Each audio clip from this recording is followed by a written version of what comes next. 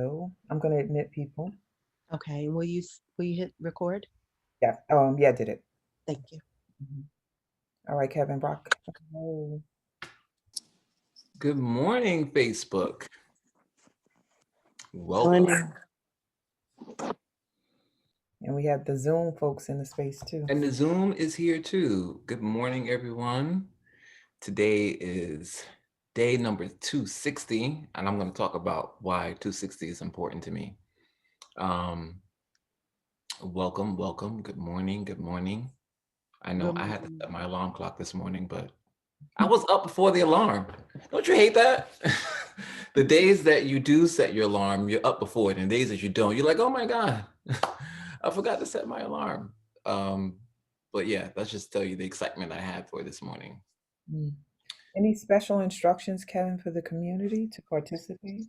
Nope, just an open mind and willingness to hear and receive. And yeah, yeah, no note taking. We're going to experience. All right. And as we Peace and family. good morning, Teresa, please do invite those who you know would want to be in this space to partake in this morning's session. We always want the support of the community to bring more members into the space so that we can have a good old time with Kevin. So let's do that, everyone who has someone. Good morning, Louise. Louise just Good jumped. morning, everyone. Happy to have everyone here. Everyone's jumping in. I'm excited. Alrighty.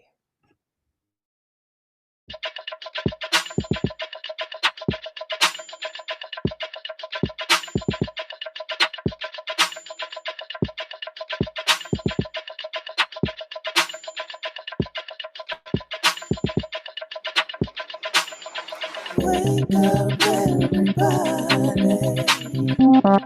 It's time to get up. Wake up, everybody. It's time to get up. Stay woke, stay woke, stay woke. It's time to get up. Stay woke, stay woke, stay woke. It's time to get up. We're healing, we're dealing, we're growing.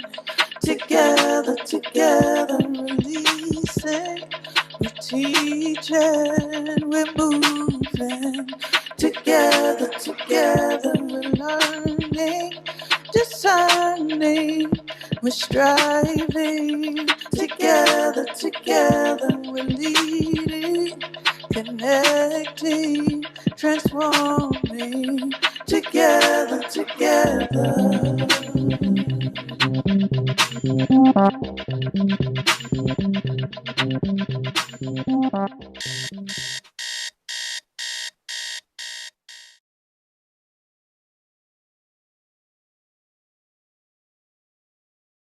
Kevin, unmute yourself. There we go. Good morning, everyone. Good morning to our Zoom community. Good morning to Facebook. I am very excited today. My name is Kevin A. Joseph, and I am a choreographer, dancer, educator, but I'm also a competitive cyclist. And I'm hoping what I am sharing today will show you how we prepare for races and training, but also that long journey that we call life. That's exciting and wonderful. And we all have lessons to learn from that. So I'm going to begin. All right. So first, let me just say that I'm not a doctor and I'm not a coach, but I have experienced a lot of training in cycling and competing and winning. And so I think I have a bit to offer and share and of what I've learned and what have I experienced. I want to thank the admin team. Let me tell you, the admin team is like, I call them my snipers in the sky. You know, when you're going into a battle or you're going into a function, don't worry about it. They got you. Crosshairs are on deck. I didn't mean to make it so like military, but That's what resonated with me. So if we're all here and we're all excited to rock, I want to take us through a little meditation. It's something that I have to do before training sessions and at night sometimes. And we're going to come back to this and show you why this is so important to me. So wherever you are, at work or at home or laying in the bed, it doesn't matter how you are. It doesn't matter if you're sitting up, it doesn't matter if you're laying down. I just want you to release all tension. So if your knees are up, let them go. If you're sitting, just relax back in the chair. If you're laying down, then really lay down and close your eyes. And as we do this meditation, there's one technical thing I want us to be concerned about, which is as we inhale, I want us to bring in all the air into our stomach. So your stomach should expand when you're inhaling, because if it doesn't, it's stopping like right here. So we want that exchange of oxygen, and then we want to be able to release all negativity. All right. So here we go. Join me. Eyes are closed. Let me settle. And take a deep breath in through your nose. Exhale through your mouth.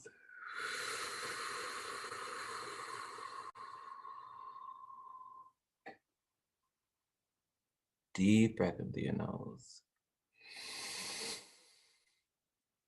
Exhale through your mouth.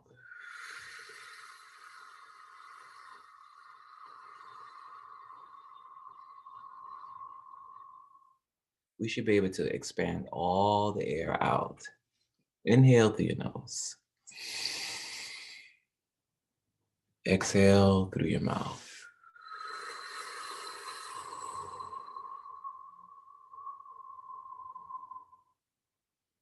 Inhale through your nose. Exhale through your mouth.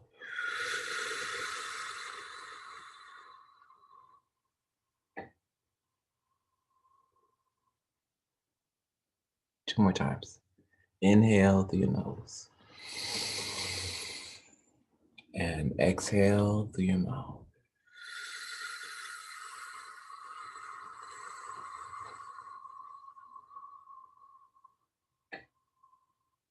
Last time. Inhale. And exhale.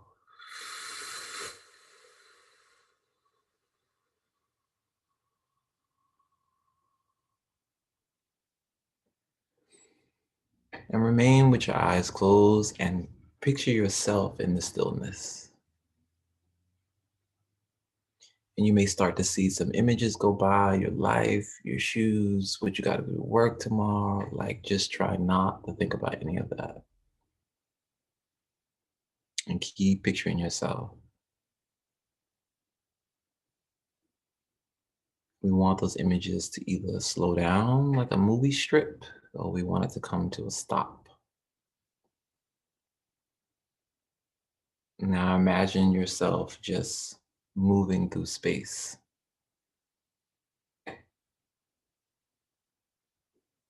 And everything is still.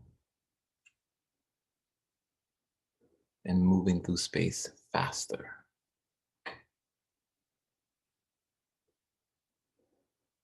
And what does that sound like? Like, what do you feel? What's passing you? And moving through space faster. And hear the wind going by you.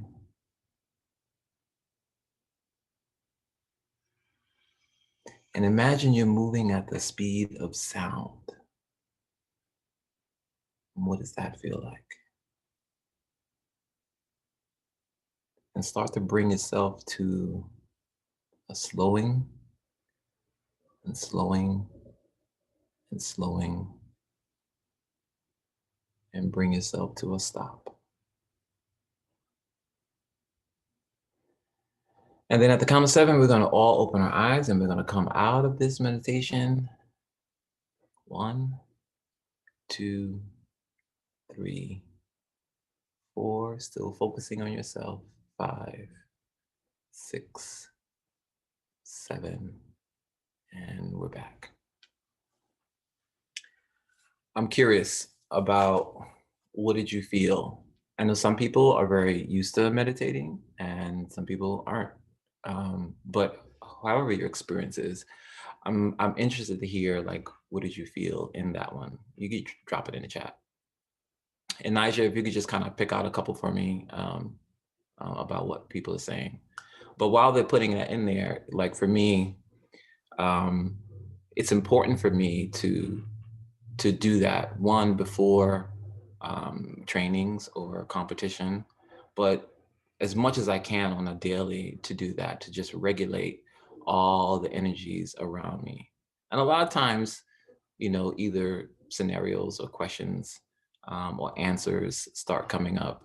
Um, Teresa said freedom and joy. I like how you said freedom.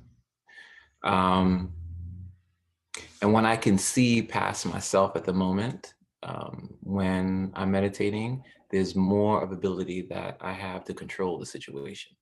And some things are not really controllable, right? And so you have to figure out either how to remove yourself from that situation, or or you know, plow right through it, you know, of some of us would like to say. But I think the most important part of that is that regulation. We're all being subjected to energies all day, right? And that's the world, that's society, that's work, that's your life, that's your personal life, that's your romantic life, that's family, that is whatever is going on, we're being subjected to that. And to be able to focus on yourself and navigate this journey, you know, called life, um, we have to be purposeful. I have to be purposeful about regulating that energy and bringing me back to a neutral space. Um, Niger, anything in there? Yeah, so I'm going to select someone, but before I do, I just wanted to say that I wanted to thank you for that. I was able to participate in the meditation, and sometimes meditation is hard for me. But one thing that you said really hit me, and it was when you talked about breathing. And when you take a deep breath in, the belly is supposed to come out. And for years, I've recognized that for years I was taking deep breaths, but my stomach was not extending.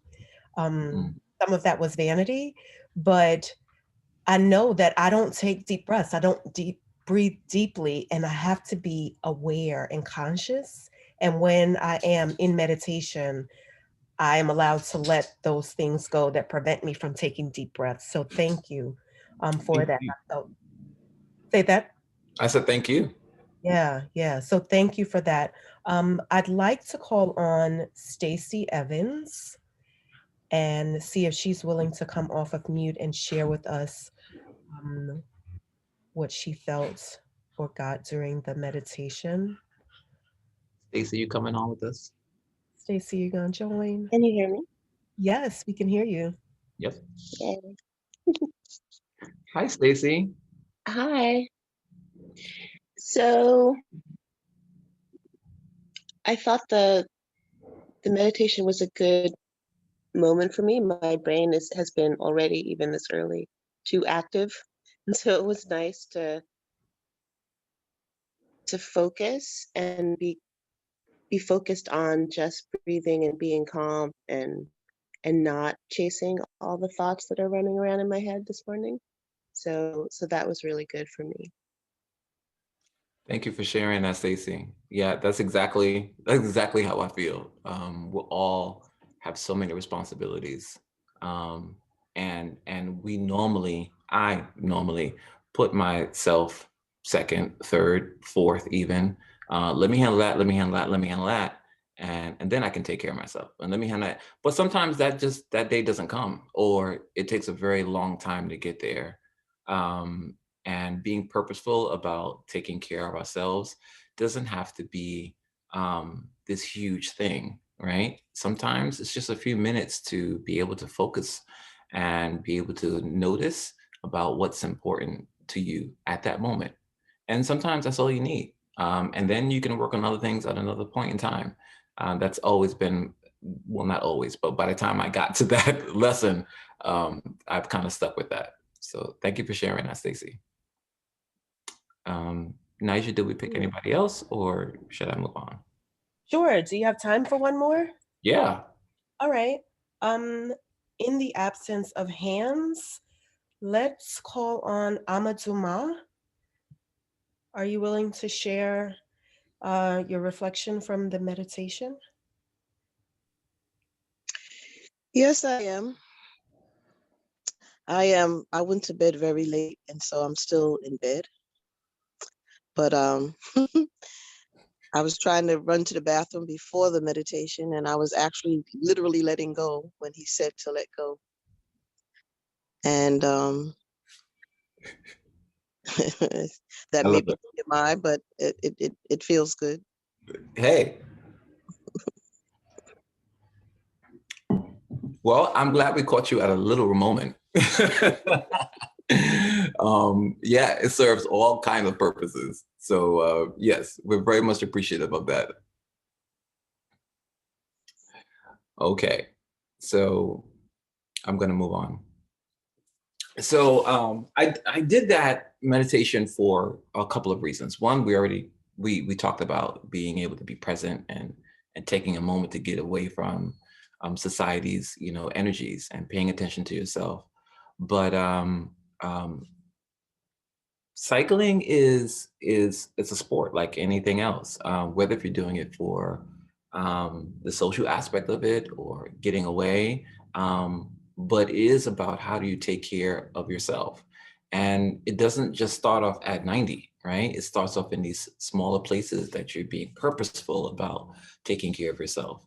And we're starting off with that meditation and breathing, and then we get that feeling of rush or calmness. And I think that's what cycling did for me ever since I was a kid. Like the two things I've been doing since I've been a kid is dancing and cycling. Those have just been the two consistent things in my life. I started out as a b-boy break dancer when I was 10, and that was my whole teenage life. But I was also with my bike, with my friends, riding, like not just like around the corner, but I would go from, and if you know Brooklyn, I would go from East New York to like Bed-Stuy, or Bed-Stuy to East New York. And, at 11 and 12, that's kind of, a parent would be like, are you crazy? And then, 13 and 14, high school, I started, traveling out to Queens, and really they weren't great bikes either.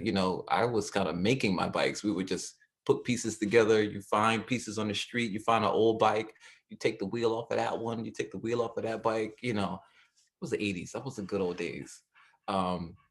But Teresa put it up in there, a sense of freedom and joy that she felt from that meditation. But that's what I got from writing. It was freedom and it was joy.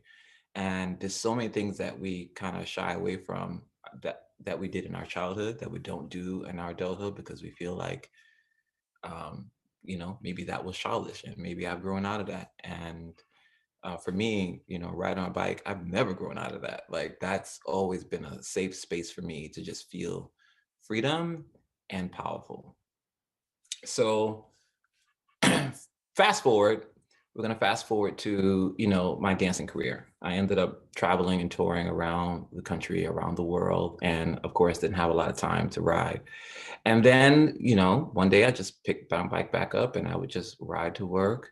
And then I started grouping some friends around, and then that started getting bigger. People wanted to join in, but that was more sort of casual and bringing friends together on something that I like to do, which was riding. But that feeling, that sense of power and freedom, because we would end up, riding in the morning and you're watching a sunrise, or you're riding up to Connecticut. I have ridden from Connecticut from East New York. I just want you to know that that was about maybe 60 miles.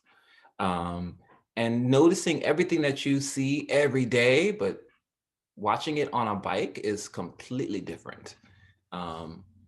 Riding past rivers, riding past, falls or mountainsides or cliffs, and how inspiring it is to watch these images. And we get them when we do it, like say when we go on vacation, and we're, let's say, a cruise, and you're watching over the ocean, and that moment that you feel looking at just an open ocean. Why is that moment so empowering? You go on a hike and you're looking over a mountain ridge. Why is that so empowering? You know, to me, all these images of, oceans and mountains and horizons and sunrise and sunsets, because they all are endless possibilities in our mind and our dreams that we don't get a chance to take every day because we're always on this grind, right? We're always on this hustle, got to get the next thing, got to pick up the kids, got to do that. And these moments of cherishing and being able to create and see possibilities is what those moments do for me. So at the point that now I'm getting it on my bike, right? I'm riding and I'm like somewhere upstate or in Connecticut or in Jersey. And then I come back home. My neighbors used to have this joke because when they would see me come back, like, 5, 6 o'clock in the evening on the weekends, they'd be like, okay, how many bridges you crossed today? and when I count, I'm like, oh, okay, Brooklyn Bridge, George Washington Bridge, the other bridge in Connecticut. Oh, I think I crossed like 3 bridges today or something. But being able to travel, right? Um, I'm curious about like who feels that same type of energy, like when they see these images, um, like what we talked about, like oceans and mountains and rivers and things like that, and that empowering feel that you get to that. Um, I'll just let them drop it in the chat. Guys, if you see anything, just kind of like pull me as I'm talking. Sure, sure. So no one has answered that question yet. I could answer it, but I don't want to hog up the time. I feel like this conversation is really for me. Um, when you said that you would ride from East New York to Queens, in my mind, I was like, oh my God, did your parents know? Because I was that kid. I grew up in East Flatbush, and my brother and I would ride our bikes from East Flatbush to Coney Island. And we were young, like you said. And if our parents knew, they would have killed us. And then they would have killed us again because you don't go, they knew that we were in the neighborhood. But with regard to the feeling, it would be such a freeing feeling getting on your bike and moving and having the wind and seeing the sights. And you're right, you're absolutely right. You see them differently when you're in a bike as opposed to walking or even on the bus or, in a car. So it is a different experience. And it allowed me to just imagine different places and different experiences. And it's like meditation on wheels. You get out of whatever is going on in your head, in your mind, and you're just writing, you know? So Teresa, you're hitting it on the nose because the other part of that too is that feeling, that sense of in control. And is in control really real? But what used to always amaze me is that I am now, it's just me and my bike, and I'm like, I don't know how many miles away I am. Like I could be on top of this bridge, crossing in Connecticut or going upstate. And I'm saying to myself, there's no engine, there's no gas, there's no, there's no propellers, there's no blades, there's no jets. It's just me. Like I am the engine. Um, and those moments would always like incredibly shock me, as if it's the first time I'm saying it each time. Like, no, I am the engine. Like I made me get here. Like I, one foot in front of the other, just pedaling, and I am now here, and I'm watching this sunrise at whatever o'clock in the morning, and I'm how far away I am from my home. So yeah, my mother would have killed me if she knew then that I was riding the Queens when I was 12. right. So let me share some of what's in the chat. We do have a Okay. hand raised, but let me go ahead and share Okay. some things that have been dropped into the chat for you. So from Facebook, going back to the meditation, a couple of people shared that it felt good to give themselves permission to just slow down and not think. Then another share from Facebook was the meditation felt good to focus on them. All right. So with regards to the bikes, Idalis says she got her bike in quarantine and it was the best self-care. It got her out of anxiety and isolation. Terry shared she would often go to Atlantic City and request an ocean view so that she could hear the ocean at night and view the sunrise in the morning. And it allowed her to move the spirit of gratitude and reset from life's hustle and bustle. So that was in response to the feeling of being by the water that you spoke about earlier. Another share was she loves, Nefertiti says, I love looking out the car window, looking at the nature, love seeing the sunrise when she wakes up. John Carl, my bike is my favorite form of transportation. So, you know, the people are connecting, Kevin, with Yeah. the feelings of riding a bike, feeling powerful, connecting with the nature and the scenery and the environment as they do so. We have a couple of hands raised. Do you want to go to them now, or do you want to pause and maybe go to your slides? What would you like to do? No, let's go to the hands now because I'm gonna go into another segment. So let's do the hands now. Okay, great. So Teresa Scott, you had your hand raised first. If you Yes, hi. Good morning. How you doing? Thank you for reminding me of my childhood. When we were little, we used to travel to South Carolina, and it was so nice to see the well, I would love to do that again. That's like one of the things that I'm doing to keep myself to remember to live and to fight to live is to do some things that I have not done in years. And traveling in a car, just going and riding a car. Because I remember the first time I saw a cow, like a black and white cow, like different colored cows. Because years ago when we go down south, you saw all kind of cows and different animals that you never saw because you lived in New York. Well, I lived in New York. And the other thing I remember when I was a little girl is that me and my friends went riding on a bike, and I did not realize that, that you need a lot of energy to get back. So I was crying all the way back because my legs were hurting so bad because I had went too far with them. But I didn't even know where I was at. We lived in Queens, and I did not even know where we at. But I knew the only way we had to get home was to, ride the bike back because we couldn't call our parents.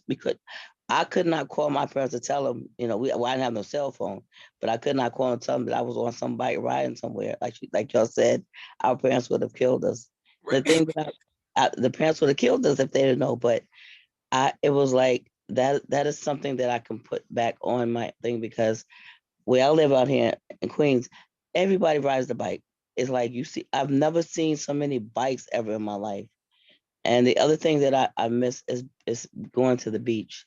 I just was a little nervous about going to the beach because I was, in Queens where they had a lot of high incidence of COVID. So I missed being at the beach. I just love to sit on the beach and just watch the people and the sea. And it was just a beautiful thing, and thank you so much for, bringing back childhood memories to make me fight, to leave even more to do experience things that I have not done in years. Thank you, brother. Appreciate it. Thank you, Teresa. Teresa, you made my morning with that one. You said I had to go back. Which we're actually going to get into that as well. Thank you for that. That was a joy. Yes. And Louise has her hand raised. Hi, good morning. Can't come on camera because I'm getting dressed for work, but Okay. I wanted to say from a different aspect. I'm not a bike rider, but my son is. So when he was like 15 and 16, he always hangs out with people older than him. He said, Mom, I'm going to ride. I'm like, okay. So then we're driving in my car, and I live in Queens. We're driving to Brooklyn, and he's like, oh, I know over here. We rode over here. And I'm like, what? You rode all the way over here? And then I'd be in Long Island, and he like, oh yeah, I know over here too. We rode over here, and we be in Hempstead, which is like a good 20 minutes driving from where I live in Queens. So I would say for him, it helped him to really get to know the geography of New York because he was riding with his older friends. It was great exercise for him as well. But for me, I guess as a parent, I was just like, okay, I couldn't do anything about it. It's already done.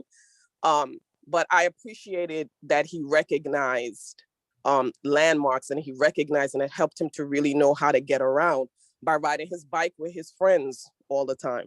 So thank you for this conversation. Thank you, Teresa. Louise. Oh, sorry, Louise. Um, you know what? That reminded me. I was holding this segment until later, but I'm just gonna talk about it now because it seems to be part of the conversation with the going back home and then like, oh, I know over here. What you doing over here? So of course, my whole family rides. Because whatever I love, everybody else loves. That's just a requirement of mine. I'm sorry. I'm sorry. I'm addictive like that. Um, so one day we were just going on this family ride, right? And my daughters had been riding since they were like 6 and 8, and the whole family decided to go on this like a family bike ride, and it's the longest I'd ever done, right? And they all had been riding, but they'd never done anything really far. So I was like, okay, today we're gonna do. Well, it was like the weekend. This weekend we're gonna do 20 miles, right? And then so that morning we get up. I'm like making sandwiches, and they're like, "Well, why are you doing that?" I was like, "Well, it's 20 miles. You're gonna be hungry." And they didn't think nothing of it. They didn't even pay any mind to me. I was like, okay, well, I'm gonna make these peanut butter sandwiches and I will put them in my bag. And so we're riding, and then if you know Brooklyn, we're on the Belt Parkway and we're going towards Reese Beach. And then they see the drawbridge. And they start to panic and they're like, oh my God, like we have to climb that? Yeah, we gotta climb that. Come on, one foot in front of the other. Um, and I'll speak about the drawbridge on the way back. So then we actually finally get to Reese Beach, right? And I start pulling out the sandwiches for me because nobody else wanted to make anything, right? And I'm just eating them like, oh, do you have another one? Yeah, yeah. I said we're gonna be hungry, and they're yamming and they kill it. Normally, they'll make a sandwich and they'll just kind of like eat half of it or whatever, but they killed it. And it was like, do you have another one? No, I only made like a couple because you said you weren't gonna be hungry.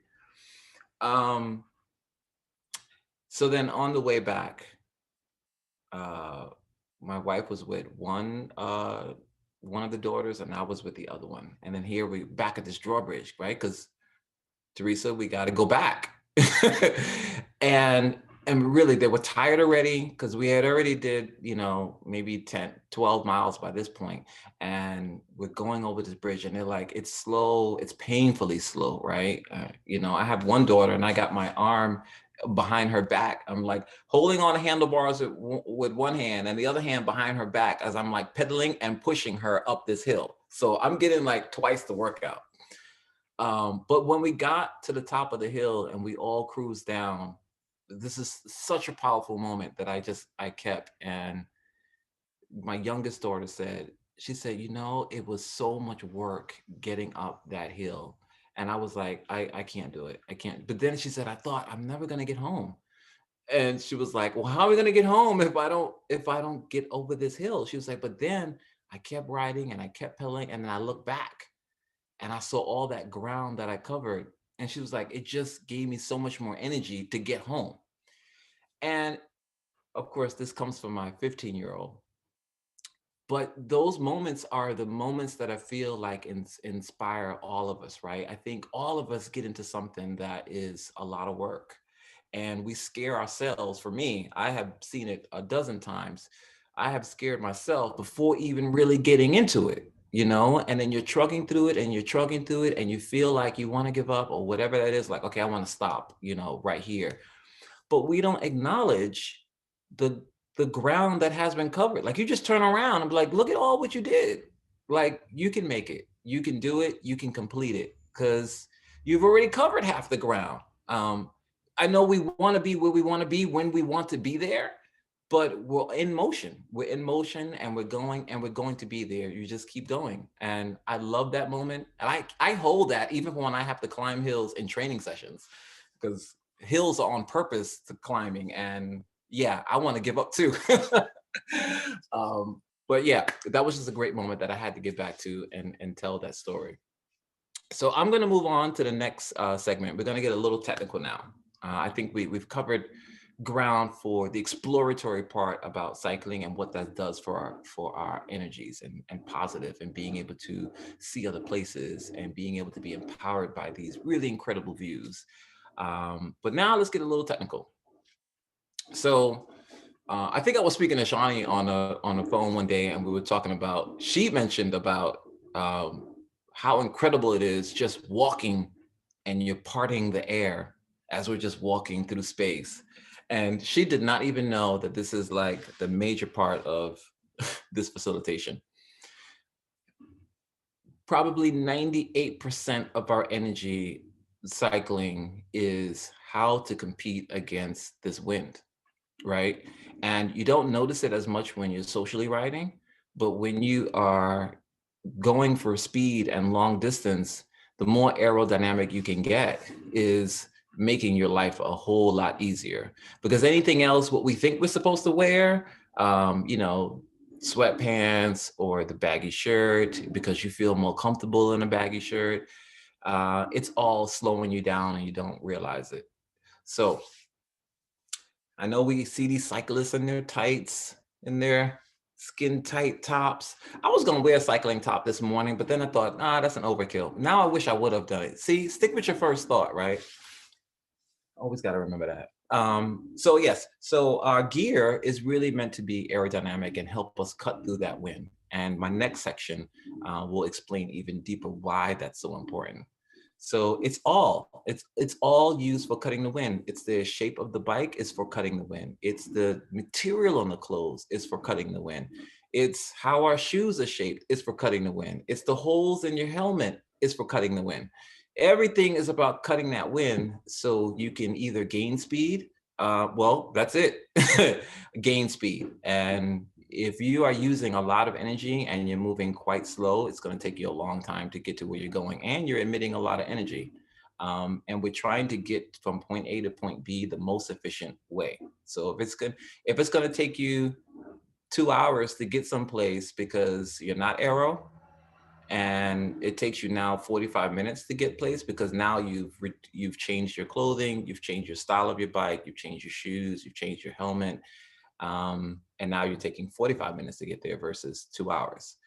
Like, that's a huge difference, and that's something that you would want to do more. Or if something would take you an hour before but now it takes you 20 minutes, that's something I would want to do more. But we put down things that we don't want to do because of the headache or the time it takes or how much work it's going to take us. But if we can reduce that just by being aerodynamic and just changing our clothes, then yeah, I would probably want to do that as well. Let's get into we can get into some slides. Nigel, we can go to our first one. They were robbing folks of their bikes, Jacqueline. I remember those days in the Bronx. As Nigel's putting up the slides, when we used to make our bikes in the 80s, we used to spray paint it with like a gray spray paint, so you didn't know what type of bike it was. And we can just jump to the next slide.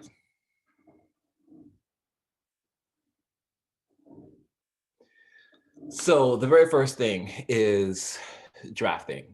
In competing, and even when you're doing, really long distance, drafting is our best friend. Now, some races you're allowed to draft and some races you're not. And let's explain what drafting is. It is, the official definition is the practice of cyclists following in a close line to reduce wind and resistance. When you are, let's say in a race just like this, you're moving at speeds probably at 30, 35, 40 miles an hour sometimes. These are extreme speeds on a bike. That is pretty hard to do by yourself for a long period of time. But with drafting, it's easy to do because now we are depending on each other, right? So let's look at the guy in the front, the very front, which his name is Dante Young, professional cyclist from Los Angeles, California. And this team that we're looking at, the first 5 members with the gray shirt, this team is called the Legion, which is a professional cycling team out of California, and it's a Black-owned team, and one of the top 20 in the nation. So Dante is in front, right? Dante is using all of his energy right now to cut the wind. He is the one in front. He is taking all the wind right now to cover his teammates. So as Dante is moving through, he's cutting the wind and the wind is going around him, on top, underneath, around him, and it's circling around the next person in the back, which is Justin Williams, the lead of the team, and then circling around the one in back of him and then in back of him. So now, with them being so close behind each other, they have now created like this wind tunnel. So if they were by themselves individually, let's say they were using 80% of their energy to push forward, and that 80% of the energy was getting them to at 20 miles an hour, right? In this draft now that they're inside this wind tunnel, they can use way less energy and still do the same speeds. So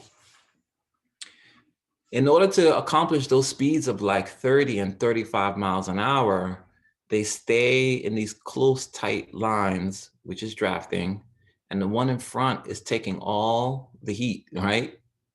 At some point, he's gonna get tired, or she's gonna get tired, and she moves over to the left, and then the next person takes the heat. So we're all depending on each other to move forward and to move forward faster. Nigel, we can go to the next slide. I love that image though. Oh, that's not my next slide. Well, maybe I did it in the wrong order. Can you go to the next one? That is the third and final one, Kevin. Oh, Was there? it was another drafting one. Okay, we can go back to, I'm sorry. No worries. Yeah, okay, so we'll stay on this one. So what's important about this is how we show up, right? Because even though Dante in the front right now, he's taking all the heat, it's not just at this moment that he's taking the heat, because in order to push that kind of energy to lead his team forward, you know, because they're all going to take turns. They're all going to take turns in the front. He has to prepare himself. He's got to eat. He's got to work out. He has to make sure he's hydrated, because if you're going to take the lead, we're all depending on you right at that moment to take that lead. And then when he's tired, he'll slip over to the left. He'll let his bike slide back to the back of the line, and the next person is up to now lead the team to keep that high pace forward, so we can stay in front of the team, obviously in back of them. Or if you're trying to catch up to another team that's in front of you, that's the only way we're gonna catch them, right? We have to work together. We can kill the slides now, Nisha. So let's talk about drafting from a technical term and a theoretical term. So as competitive cyclists, and even just, you know, you're taking long rides, you'll be drafting. Knowing your bike, knowing your body, because when it's your turn, like we're all working together, right? And when it's your turn to be up, it's your turn to be up. And what I love about that moment is that there's no doubt in you. There's no doubt from your teammates, from you. When you're up, we are behind you. You are leading this ship and we are behind you. So wherever you go, we're going. There's something really incredible about that. And my teammates that I train with and that I race with, when they depend on you like that, you have no other option but to want to be there for them, right? I'm gonna go home. I'm gonna make sure I'm drinking my water, and not the night before, but days before. I'm making sure I got my oatmeal. I'm making sure I got my nutrition. I'm making sure I'm up, because I gotta be there for them when we are rolling, right? Because I need them there for me. It's such a give and take that's so even, right? It's not like I'm just giving, and I'm not getting them back. Or it's not even like I'm the one the top of the show and y'all just there to, you know, be the color around me. Everyone's performing for each other, but you have to do your own work in order to be there for everybody, right? Because if we're in that draft line and somebody is in front, right? When it's his turn or her turn to drop out, now I'm up, right? Have you done your work to be ready to take the lead? Have you drank your water? Did you eat properly? Did you go to bed on time? All those things come up. And sometimes on training days, they haven't done that for me. There, in the beginning of my training days, I would be the one always saying, first of all, I was the one in the back, always. I was the one in the back. Kevin, keep up. I'm trying. um, and I always say, you know, I have work, you know, I run an organization, like I don't have time to do all this, you know, but I want to do it. But there was something in my head always saying I wasn't gonna do more than what I would allow myself to do. But this is the day, and we're gonna get to some comments, but this is the day that started to turn things around for me. I hadn't been doing my own work, really wasn't doing you know, enough preparation to be ready for training days. And I think my days of performing when I was dancing a lot, I don't know, somehow that lesson didn't cross over my nutrition and getting prepared. Like I got prepared for a stage to be aesthetically ready, right? Your body's ready, and you have partnered with your partner for long enough time, you know her body weight. So you kind of like took some things for granted. But here's the day that kicked me in the butt. I had a few days like this, but this is the day. So we're going on a training session in Prospect Park, and the loop around Prospect Park is about 3 miles. And we were running a little late. And so one of my friends, I'm going to name him here, he should be here, Ashton, said, well, let's just ride the, you know, Prospect Park, which is probably 6 miles from my house. And then we were going to meet the rest of the team there. And then we're going to be doing laps, probably 10 laps around Prospect Park. So remember, Prospect Park, the loop is 3 miles, and we were going to do 10 laps. So that's 30 right there. And he wanted to ride from our house to Prospect Park. That's additional 6 miles. I could already feel the second guessing in my spirit. I was like, I'm not gonna make it today. I'm like, I'm not gonna make it. I didn't sleep well. I didn't go to bed on time. It was extremely late.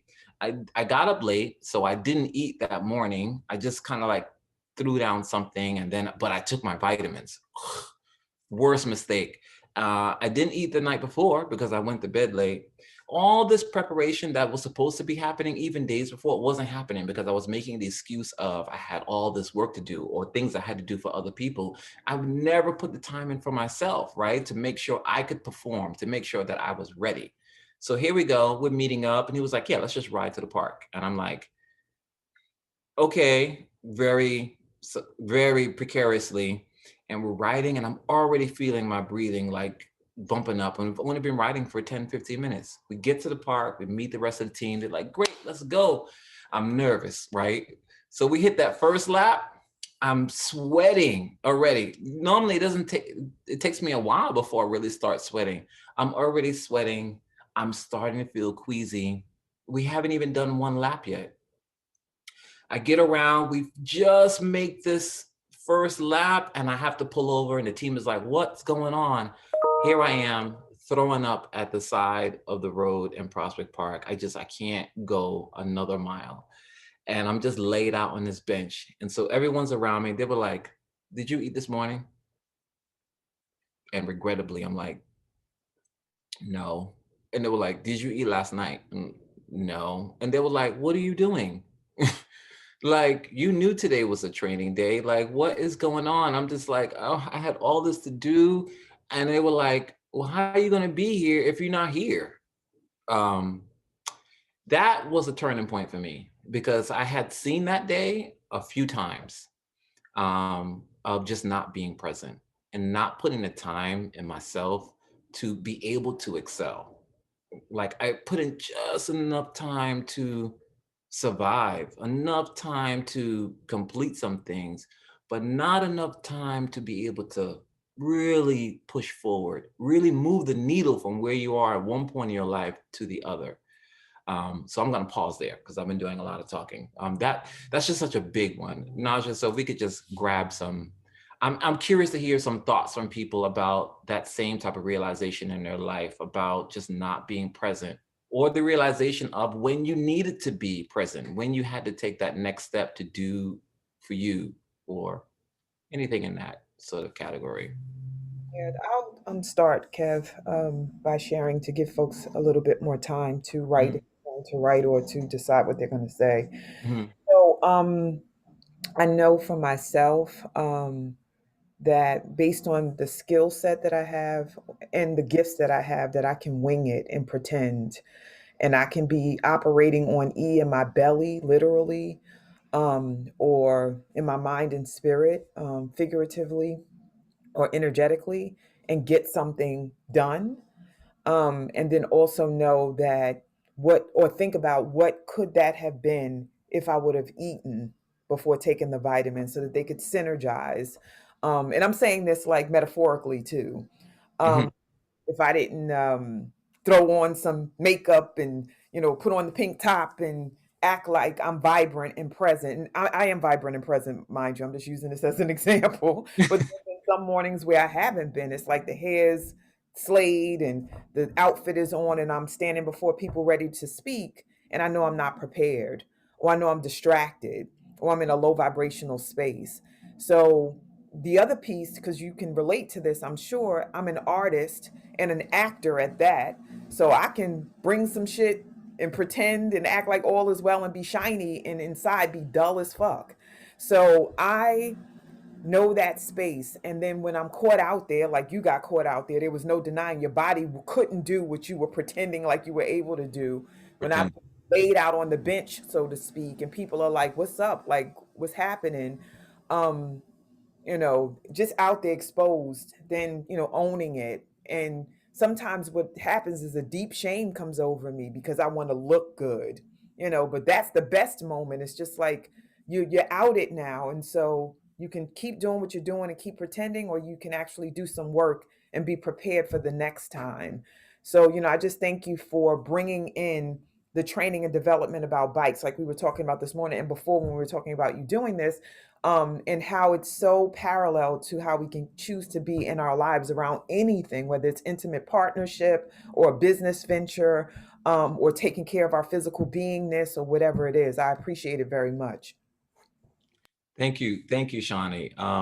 Yeah, that was such a revelation day for me, because just like you said, I'm an artist. I know how to perform, right? I know how to put that face on.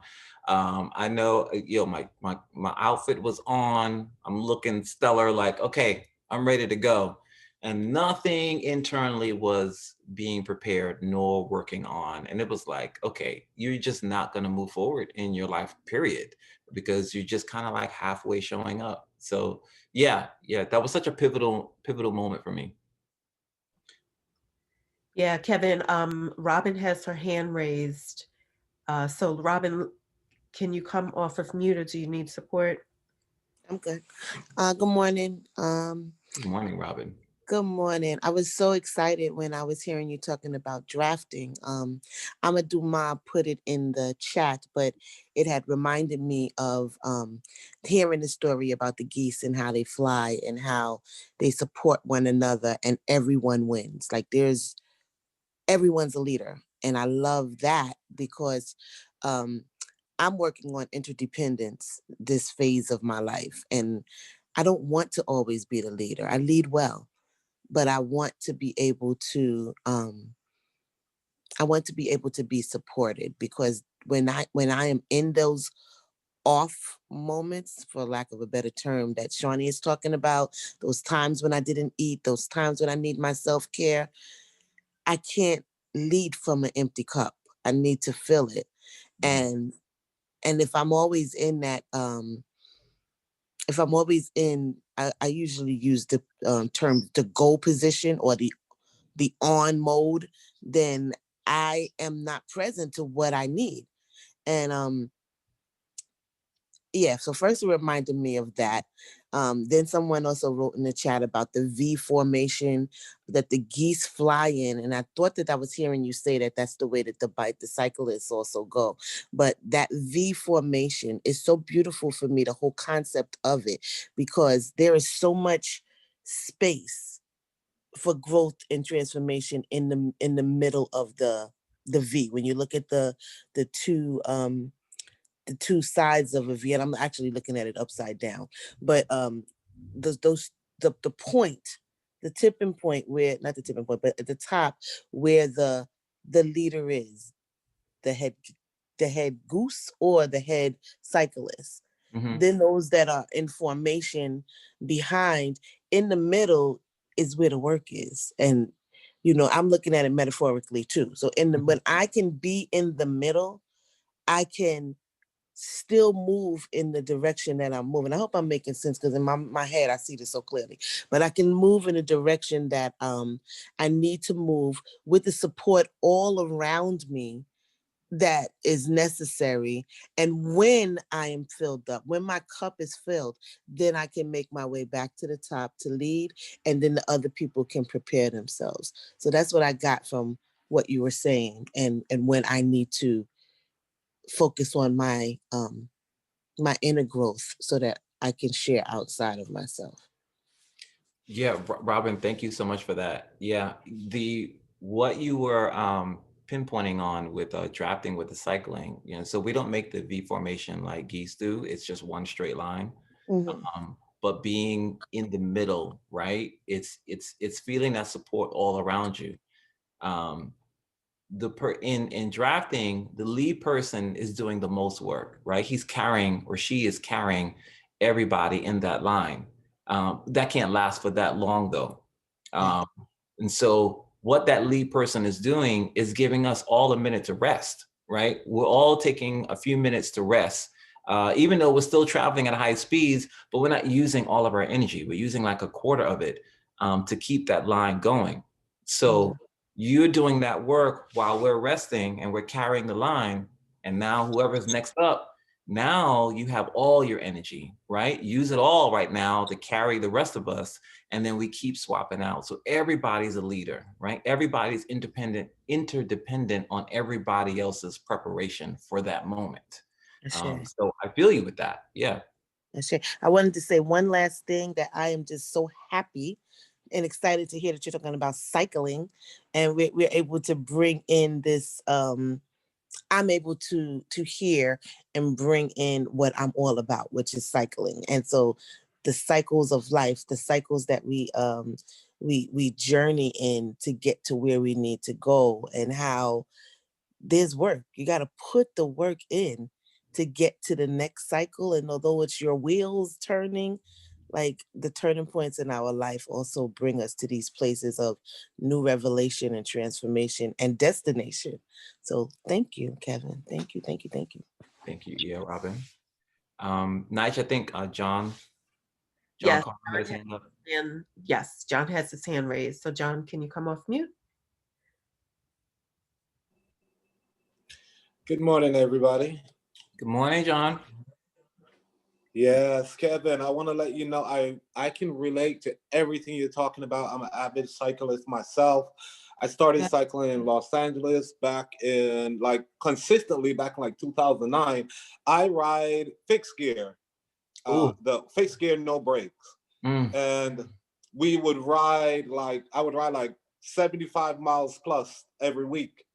And critical mass, when we get out at night. I don't know if you're familiar with critical mass, Kevin.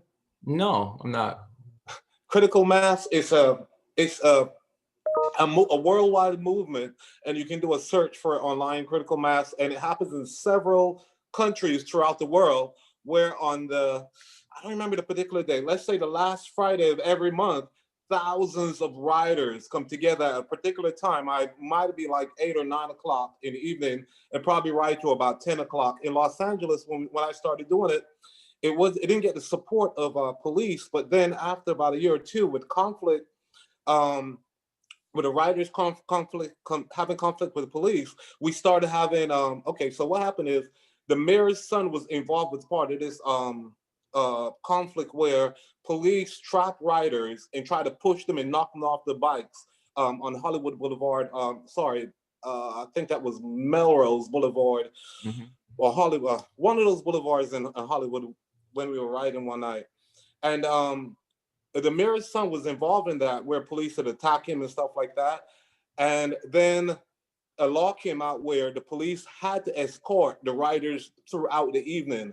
So as we ride, we're talking thousands of riders, like 5, 6, 10 blocks long at some times. And we have to have the police would stop the traffic and hold the lights while the riders go through, and we ride around the city.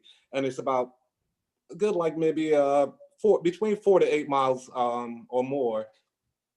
Because I can't remember I remember all the details. I'm living in New York now years later. And so many things that I relate to. The riding with my daughter, I started her riding when she was 9 years old. And she did bike rides with me, local bike rides around LA. And then moving back, I travel with my bike, took onto the plane with me. Jacqueline was asking about that. I have a nice sturdy bike box, and it goes on as a baggage, and some flights additional between like 50 to 75 bucks to take it with me.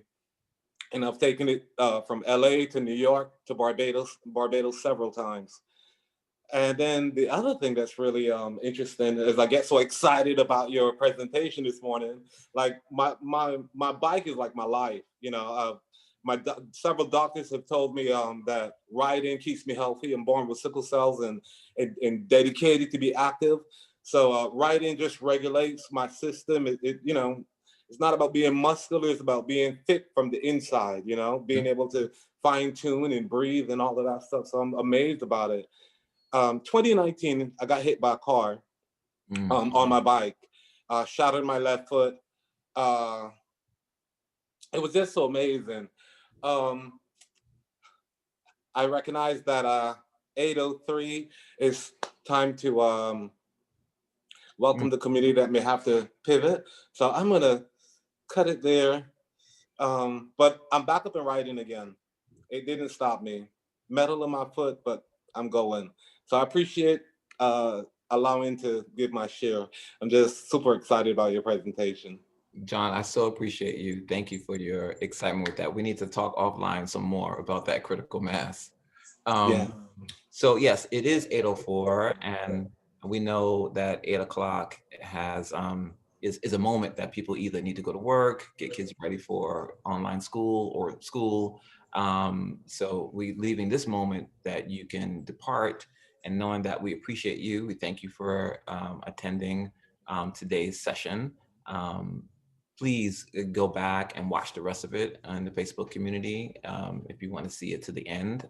That way you can pick up on some other notes and drop us some notes online. Niger, anything else for our departing people who are leaving? We're staying on, just so you know, but we're just giving a moment. Yeah, Kevin, you hit it all. I am dropping your contact information in the chat. Oh, Charmaine beat me to it. There's the teamwork that you talked about.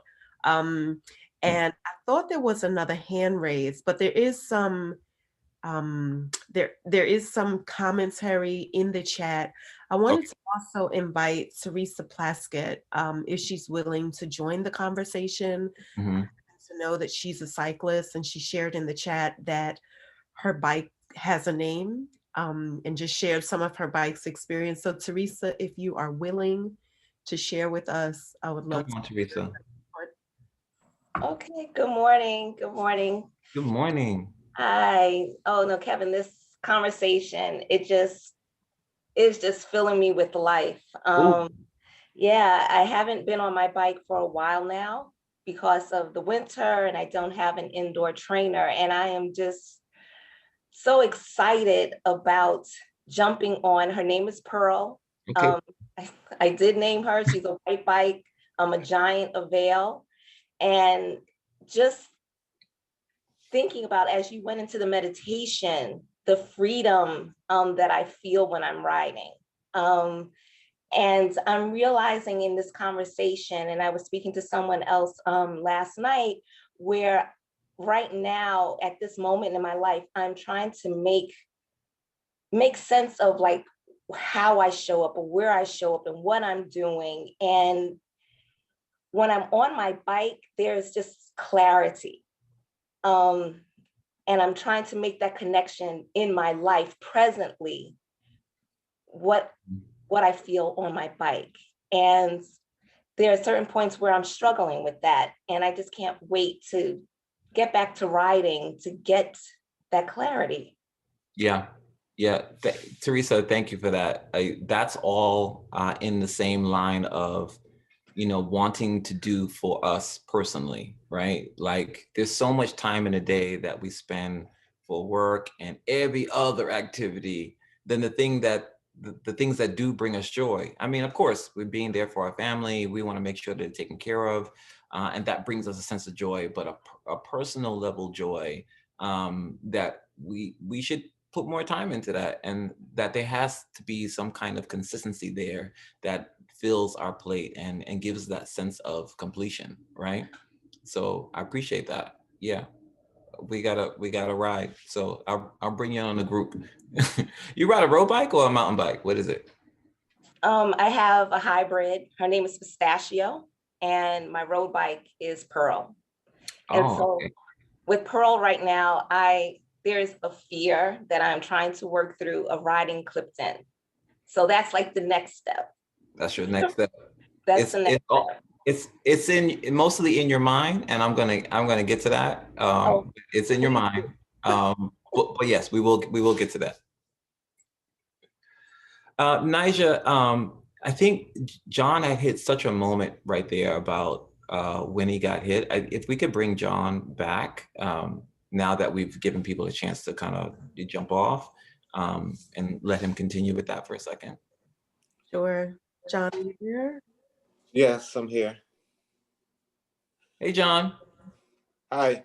So yeah, I'm sorry you got cut off. See, but you're so professional, right? You were able to look at the time and be like, it's time to let people time to let people off. But it was just right in the middle of such an impactful moment. You want to speak more to that moment about when you were hit? Yes. September 25th, 2019. Crossing the street, Pelham Parkway. Like I said, I'm here in New York City now. So I'm crossing Pelham Parkway, and the light is flashing red as I'm approaching the cross. And I'm on my bike, just cruising, and I know I have enough time to cross the street. Right when I get my front wheel on the sidewalk, the lights stop blinking, and the car on the far right takes off. And I still have 5 seconds because of the delay that most of the lights have here in New York.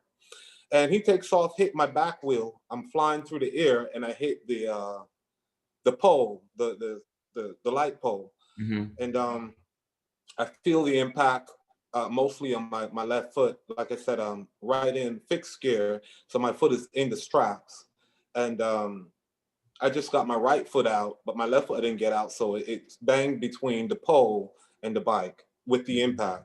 And I didn't realize till weeks later, months later, that my bike also got dent from the impact.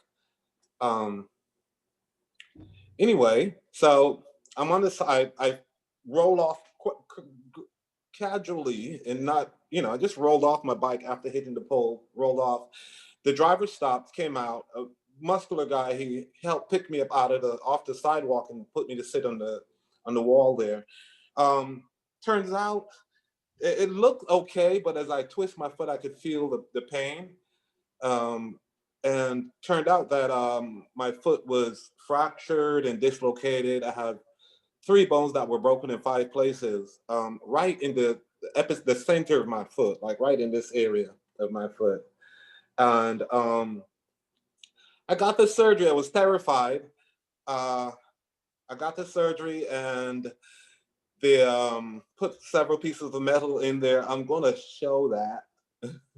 I'm going to show that too. But it put several pieces of metal in there, and the doctor said it's possible that I'll be able to walk again, ride again, and but it wouldn't heal. Like I'm born with sickle cell, so it was a trouble with healing.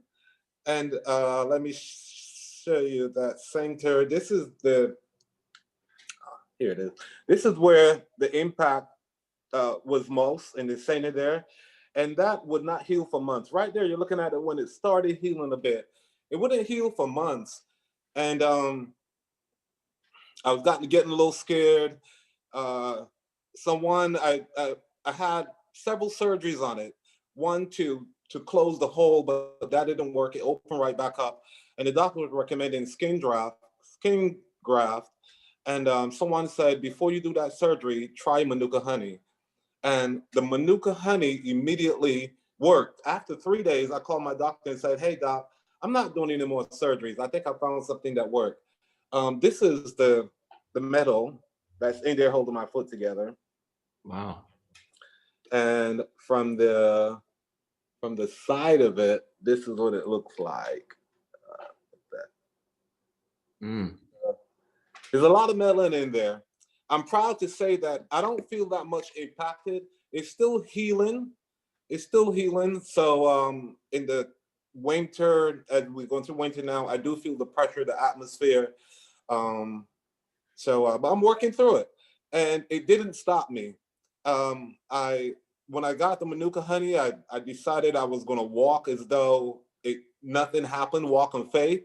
I had a boot that was really comfortable and a crutch. I threw everything away and just decided to walk, and it started to feel right again. It was a little bit sore, but it came back. And on May 25th last year, for Ahmaud Arbery's birthday, I think it was walk and run a mile point 2, 3. I don't remember the exact numbers. But on that morning, I stepped outside. I put on my sneakers for the first time. It was a little bit wet, and something said run. And I'm like, what, run? And I just took off running without even thinking anything else. I just took off running, and I ran a full long city block, not a short city block, a long city block in front of my house. And I was like, oh my God, I'm running. And it felt amazing. I was still a little bit sore in my ankle and my knees where I hadn't exercised and built those muscles up for a while, but I was able to run again. And I can jump and, doing things that it looks like nothing happened. But it was my dedication to, like, I'm getting up and doing this again. And I've seen my entire life miracles happen around my healing and dedication and mind over matter type of thing. Mm-hmm. So if you fall off that bike, you don't have to stop. Get up and go again. Sure. John, thank you. Thank you so much for that. And then just being in moments like that where you are so terrified. And, I roll with a lot of cycling activists. And that when you're doing something that is for you and your body and your mind and your spirit, you shouldn't be afraid of city traffic taking you out. And that there needs to be more infrastructure to protect cyclists like there are to protect, pedestrians. Um, they do a lot for motorcycles, which is an actual engine, and that there's no engine on a bike, but we should have the same type of protection rules in place. And so it's just another testament of how important activists are in all communities, but especially cycling activists. And to make the case known that we need more infrastructure because this shouldn't be. But I'm extremely proud of you to be like, no, I'm not stopping. I'm getting back up. So I appreciate you. Thank you. Absolutely. Yeah, there's a lot of energy around the share that you provided to the community and your vulnerability, and also your contribution to community. So now you have everybody wanting to know more about this honey remedy. But what I wanted to share too, or ask you about, Kevin, because you talked about lack of preparation for racing, and that share was very, very clear. And then we have John talking about being committed, being prepared, being aligned, and then having something sideswipe him, come out of the blue and hit him literally and figuratively, and create a dynamic that was just unexpected and very traumatic. And so, just speaking on a metaphorical level, I've literally had an accident in 2014 that running, tripped because this city is a beast in different ways, and fell flat on my face and was damaged in many different ways. My teeth were loose. It was just crazy. But what I got is how I bring force to things. So that day was getting dark. I should have run earlier, running on the sidewalk as opposed to like spaces where running is more safe, just all kinds of things. But I was bringing force because it's like, I got to go to my group and say I ran these amount of miles for the week. If I don't come into that group and say I ran these amount of miles, I'm going to look weak. I'm going to look like I'm not responsible. So just thinking about, I don't know if you've had falls because you're a dancer too, injuries, And I think of them in two ways, like literally something happened physically that created that, but I also think about what the meaning on a metaphysical level is behind the fall or the incident that took place, so I can slow down and get clear and then move another way in another day, not from just the physical aspect of it, but my mental state and also the spiritual state of being that I have. So what about you in falls, and what about us in reference to these types of dynamics that take us out but can also grow us? Hmm. Yeah, really good. So I have fell a number of times. So let's just let's just put that on the table. I have fallen a number of times with dance and in cycling. Um, I think what is the important factor though is the why, right? I have a friend of mine who always says, like you need to have a why in order to push through all those things. So, um, like for instance, last summer, 2020, that I mean was an incredible year for everyone, right? We're in a pandemic. Um, I was going through some romantic issues, and I lost my mother-in-law, and I'm dealing with job stuff, right? And easily, I just didn't want to do anything, and then it was my friends who kind of pulled me. It was like, nope, we're getting on that bike. So, what are you doing Saturday? Nothing. All right, we'll be at your house at 6 a.m. And that then became my lifeline to hold on to push me through all those uncomfortable moments, emotionally, physically, because I was home, wasn't really taking care of myself like that, and feeling like I couldn't hold up. I'm not performing the way that I was performing, with this thing that you're being judged. So that became my lifeline, and it was why, because I needed to regain that strength, that how powerful I felt when I was really on top of it. I needed to feel like I was controlling my destiny. I needed to feel like I was moving toward something versus just sitting and waiting for it to happen to me. So that was my 2020. Like I felt like that was all of 2020. So I hope that was in some reference to um, answering, how does that work of being, sideswiped and taken off course, taken off your journey. Ashe, thank you. Definitely offers opportunity and possibility if we're willing to keep pushing through. You Yeah. know, so easy to quit and make it about us only. Mhm. 'Cause you are a leader and a provider of training, development, healing for people, opportunities, art, emotion, and so I can only imagine what life was like when you were paused and in your feelings. And not to say we shouldn't be like you. I tell folks that I'm like, I can grieve and then live my purpose at the same time. One doesn't have to be put on the shelf. In fact, part of my purpose is to grieve and grieve masterfully so others can see a model of what that could look like. So thank you for the share, and just spot on.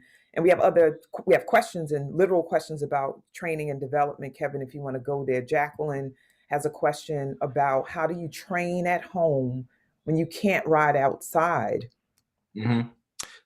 Jacqueline, that's actually exactly what I was going into next. So I appreciate you, Jacqueline, right on time. So most of the time we're training outside, even in cold months. It's what's the saying? It's not really cold. You just have sucky gear. But there is a point where it gets too cold, right? So like right now, it's just too cold because I don't have sub-level gloves and sub-level gloves, and it's really just it's unbearable. So I do have a trainer at home where you put your bike on. There are a few different versions of that. There's a smart trainer where it hooks up to your computer. There's a standalone, they call it a dumb trainer. I hate that name, but they call it a dumb trainer that you just connect your back wheel to, and then you can just spin and get your miles in that way, keeping that aerodynamic up, that cardiovascular work in. And then there are rollers where you literally put your bike on these rollers on the floor. Now that's a skill because you got to keep the bike balanced and you're pedaling at the same time. And that's how I'm training at home. That, and also just, strength work that we're doing, keeping that body physically fit for when the warmer weather does open back up, you're not physically back at last fall, right? You want to continue the training, and it's not really just for the bike, it's for your own mind state, right? You just keeping yourself ready, and keeping the growth of your body as well as your mind while we are in the winter months. You don't have to be dormant because it's cold. So I hope that answered that. Yes, I was thinking more, technically, like, do you do a lot of leg work? Because I have a trainer. I work out 3 days a week. I hurt myself last couple of weeks, so I haven't been doing anything. But I walk, and I sometimes walk hills, and I walk very quickly. And I try to do a 12-minute mile. Sometimes I get 15, but I'm just trying to get my legs back to where it used to be. And I'm trying to keep my aerobics up, because I found that when I got back on my bike last year for the first time, and it must have been almost 20 years. Wow. I was having a hard time breathing. So it was like, okay, I have to do something, because I've never felt that way before. I used to be an avid rider up until 20 years ago. Mm-hmm. Then I stopped. We moved up here, and they didn't have bike lanes, and really no sidewalks. So it's really scary. Mm-hmm. And then an area where I'm not always sure that the people who see me will be careful with me. Yeah. So, that's another reason. But so I changed to walking. Got it. So here's for a technical one, to get your cardiovascular back up. You're right in my next section, and we don't have that much time before I get to that one, but this will cover it. So if you've ever done any heart training, like, do you have a heart monitor? Yes. Oh, perfect. So if you have a heart monitor, then if you know where your zone 2 is, like, spend some time. Did you say you have a trainer at home? Yeah, I have a trainer that we do on Zoom 3 days a week. Perfect. Yeah. Then don't go past zone 2. Okay. Spend some time just riding in zone 2 to train your heart to use the fuel from your body differently, right? So what happens is when you are working in a cardiovascular activity, your body needs to fuel it, right? It's either going to pull from your body fat, or it's going to pull from sugar. Now, your body's going to pull from your body fat first in order to fuel your muscles and get that heart going. And then at a certain heart rate, it's going to start pulling from your carbohydrates, which is sugar. Right. And so that's where you're having an issue, because now you're like running out of breath when it's early, because your body's now stopping fueling from your body fat, and now it's pulling from the sugar. And also because the actual muscles need more oxygen because they haven't been working like that. So yeah, leg cramps. I've been getting a lot of leg cramps. And the thing is that because I'm diabetic, so they say, I say pre-diabetic, I've cut out a lot of carbs and sugars. Well, now in athlete worlds, we need carbs, right? And we need a lot of water. And so, like, for your basics one, just if you have a heart monitor and you're on a trainer, spend some time in zone 2. Like, really, like do, like, start off with like half hour, and then when you feel comfortable there, then go to 45 minutes, and then move it up to an hour. Because what you do is you're training your body to fuel from your body fat more than trying to use sugar. Okay, thank you. You're very welcome. It is 8:25, and this is my last component for everyone. So speaking about training and heart zone 2.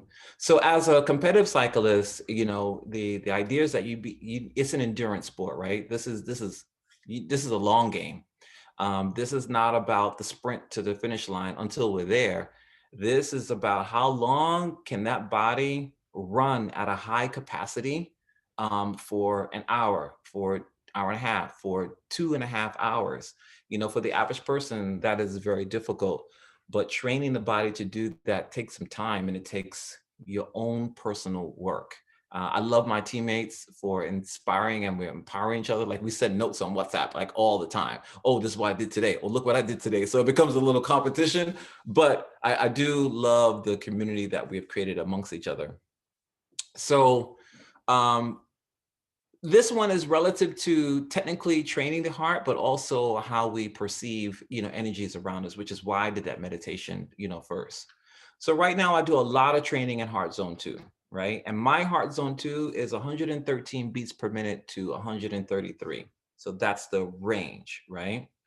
So I'm spinning, and in order to, and the reason why I do that is like you're building a bigger base, right? So when it's time for, more rigorous training, when the weather gets a little warm, or when you're in an actual race, I can perform harder, longer without feeling like I'm gonna die, like I can't breathe kind of thing, right? So I'm training at a lower speed to give the heart that type of capacity, right? We want to use as much oxygen as possible and be able to transfer over to our muscles. But this one is really incredible. So I'm training at home, I'm on the rollers, I'm in heart zone 2, and I don't go above 133 beats per minute. I keep it in that range. But I'm watching this movie, right, at the same time, because it's a slow ride, so I can watch a movie. I'm watching a movie, and then the couple gets in an argument, right? And then I'm like, I'm all into the movie, and then the boyfriend is really getting like he's in it, and I'm like, I feel like I'm empathizing with him, and then I look down at my heart meter, and it says that my heart is 150 beats per minute. I'm like, how did I even get up here? But that was so incredible to me. So I had to take a deep breath, right? Whew, get that heart to calm down, right? Because I have to stay in heart zone 2. But then when I got off the bike, I made this such an analogy. I was like, wow, I'm just not even aware sometimes of the energies that are around you. Like, that wasn't my fight. I wasn't arguing. I'm just watching a movie and I'm just riding. But I didn't realize that argument was pushing me to pedal harder, and now I'm like, I'm working harder, I'm taking on that same energy. And so, and that's the same thing when we're racing, there's so many bikes around you. One mess up can just throw everything off. You go down, you're taking 20 people down with you. And how we perceive all these bikes around us is, again, why I did that meditation earlier, because even in the midst of all that, you're at 30 miles an hour, with 20 bikes around you. Take a breath, deep breathe, and don't perceive what's happening around you as your danger, right? It could be dangerous if you don't do the right thing, but you also are making erratic decisions when you're not thinking straight. Take a breath. And literally, that's exactly what I'm doing when I'm at 20, 25, 30 miles an hour, and you're like 10 bikes surrounding you. You're like, everybody's making a 90-degree turn like that, and it's like, whew, and it's just going. But even if you're looking at this race on TV or just outside, you're seeing all this activity and this motion. But in my spirit, I have to be calm and not perceive everything around me as a danger, because then your body's going to jump into fight or flight, right? And I have to remain calm, because I have to make very subtle adjustments with changing your gear, with pulling back on the bike, with angling, with drafting, with moving over. It's such subtle movements that I have to remain calm, even in the midst of all of that going on. Like, that's a lot of action happening. So I wanted to mention that with heart training, to be able to compete at these high speeds and keeping the body still is training at a low level, keeping the heart, calm. But taking in that oxygen is really important. But also, how we perceive energy. It could be people, it could be, just energy around you. Like, taking a minute to notice what's happening and how that affects you. You either, again, remove yourself out of the situation or find a way to push past it. But you staying focused is the big key right there. And that's probably the biggest thing that I love about competing in cycling. It's the requirement that I have to stay focused. I have to stay focused on preparation. I have to stay focused for a race day. I have to stay focused when I'm in the middle of a race, because it's high energy, it's high stakes. And yeah, and I love that thrill. And I'm honored that I can be able to do that. I'm honored and blessed that my body's in a position to be able to do that. I'm aware that not everybody on this planet has the opportunity to do that. And so I give thanks every day that I do have that ability. And I want to push at my best to be my best as the better person, as a better competitor, and a better teammate, as a better friend, as a better family member, as a just better being all around. And the reason for that breathing just acknowledges all of that for me. That was a mouthful. Well, take a breath. Take a Take so And let me just say that there's a lot of love in the chat, and maybe we can get it and share it with you get it. for later, because I'm not going to read all of it. It's a lot. It's a lot of love. It's a lot of acknowledgement. Thank And you. as you were talking, when you were talking about feeling the energies around you and knowing when to shift and lean and turn and shift gears, what came to mind for me was a choreographed dance. It sounds like a choreographed dance. So, you know, you're a dancer, so you know all that's involved in the dance and feeding off of the energy of the partner or the people that you're also on stage with performing. One other thing that I'd like to bring into the conversation is also not just the energy around danger and protecting yourself, but the energy that other people bring that motivate us to continue going. Yep. You know, that's also something that I recognize when I was a competitive runner. And then as I've recognized in my sons who play football and as I watch other sports, you know, if you have someone who is working really hard and doing really well and you're practicing or competing with them, you are forced to up your game, if you will, because of the energy that they bring. So I asked in the chat for people to share how they are connecting with this conversation. Not everyone is a cyclist, but there have been a lot of responses in the chat about people saying, I'm not a cyclist, but I get it. These lessons are life lessons. It's not just applicable for people who cycle. So thank you for that. Thank you for reminding us and teaching us these lessons that we can all take with us after today, whether we're going to get on a bike or not. So I appreciate you for that. It is 8:34. If you want, we can put up your last slide, or we can, you know, ask someone in the community if they have a share. You tell us where you'd like to go and how much more Let's time. put up the last slide and then we'll go into the share. Before we go there, I'm so sorry. Adam had his hand up for a while, Okay. and I just think it's beneficial, Kevin, for you to receive, and you will receive. You know how we do in Wake Up, but I'm just saying the words so that you can get like really what the impact of this conversation has been. Okay.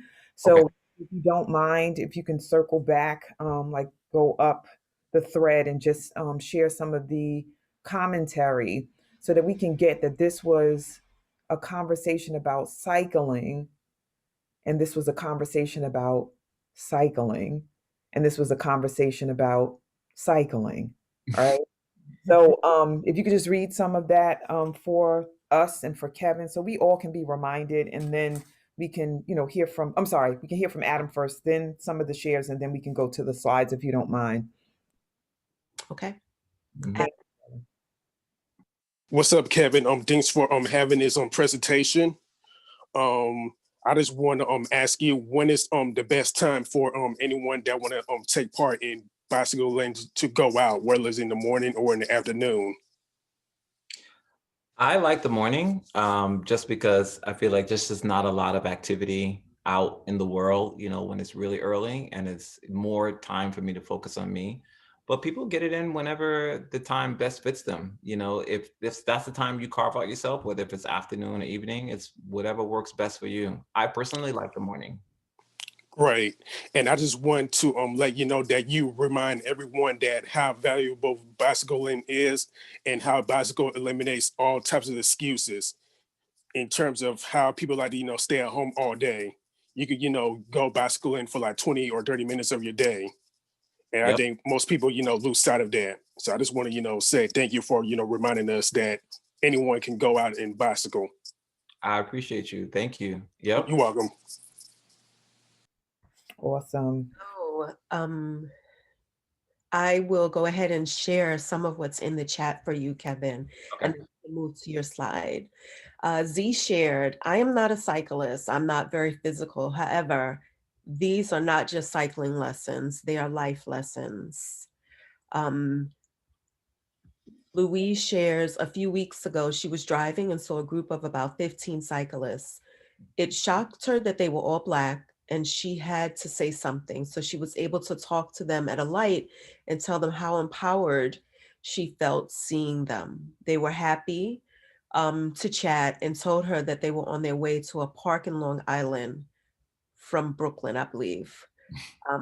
I'd never seen so many Black cyclists together, and it made her happy and proud to see so. Amadou shared, breathe, remain calm. And then she shared with an exclamation point, lessons for life, focus and mindfulness. There are others, Teresa Plaskett says, we can learn together. That might have been in response to someone. Stacy McLean says, this has been so great. So many metaphors and cross-learning from bike to our daily lives. Thank you so much, Kevin. Thanks, Kevin. Thank you, Kevin. There's a lot of that in the chat. Catherine Mbali Green Johnson says, not avoiding distractions, just being aware and taking a breath. Shawnee said, this message applies to every aspect of our lives. Keep your heart calm. Check the energy and environment around you. And again, Louise shares, more people are sharing, so the screen is jumping. I am not a cyclist, but it was great.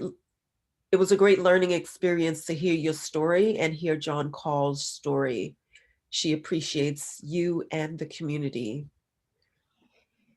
Beautiful. I'm sorry? I was just saying beautiful. Oh, okay. Rukia from Facebook. I should never be surprised with the frequency of the woo energy. I wondered what the cycling conversation would bring here. So appreciated. I love bicycling. Bicycling.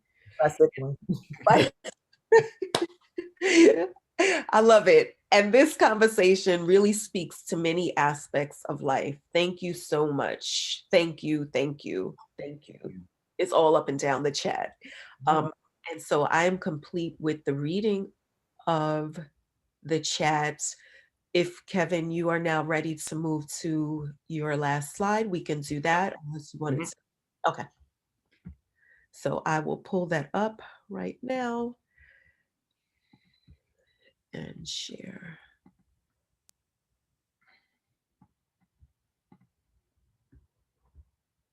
There we go. It's okay, it's okay to say you want to win. I don't know how many times in my life where I've participated in things and I've kind of played the background, even though, like I said, most people know me as a choreographer and dancer. I've always been on stage. I've always been performing. But I think sometimes in my off stage life, sometimes I either like to push other people forward and like, oh, I'm kind of observing.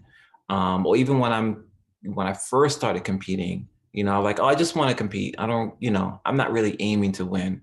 But when I look back, that was just on my own personal excuses not to succeed, right? Because to say you want to win also means, okay, let's go backwards.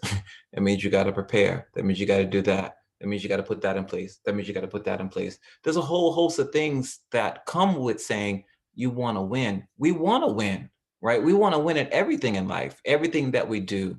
And I know sometimes it gets scary for me to say that. And so when I actually commit to say, yeah, I want to win, it's all those things got to come into play. It's how I'm working out. It's how I'm drinking my water. It's how I'm focusing on my nutrition. It's how I'm working my body. It's how I'm thinking. It's how I'm meditating. It's how I'm making time for all these things within your regular life, because we all are busy. We all have to work. We all have families. We all have commitments. We all have to be across town and be back. And so how do you do all this? It's not impossible. And I've used that excuse way too many times. Like, oh, I have way too much work. I can't squeeze anything. You can. You can. The investment that you put in yourself is the investment. The investment that I have put in myself is the investment that I have seen that just explodes to everybody else. So these are just some images of some races that have won. But when you make it to the podium, you'll say that you won, right? So whether you came in first, second, or third, you won that position. It doesn't necessarily mean that you were first.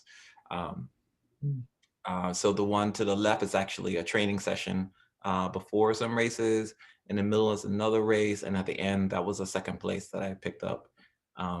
And it's exciting, and it feels good to know that you put the work in, and then you actually see it come to fruition. It's so empowering, and all because I said, "Yeah, you know what? I want to win." I'm saying it out loud. I want to win. And why do we feel guilty about that? Why do we feel guilty that we're saying we want to win? Because it doesn't mean that you're excluding somebody else or you feel better than somebody else. It's about your own self-competition. It really isn't about anybody else. It's about how you are challenging yourself to excel and push further than where you are at the moment. And that's the joy that I get out of this every day. And I turned 50 last year. December 27th was my birthday. I call it the 5.0 upgrade. It's not 50.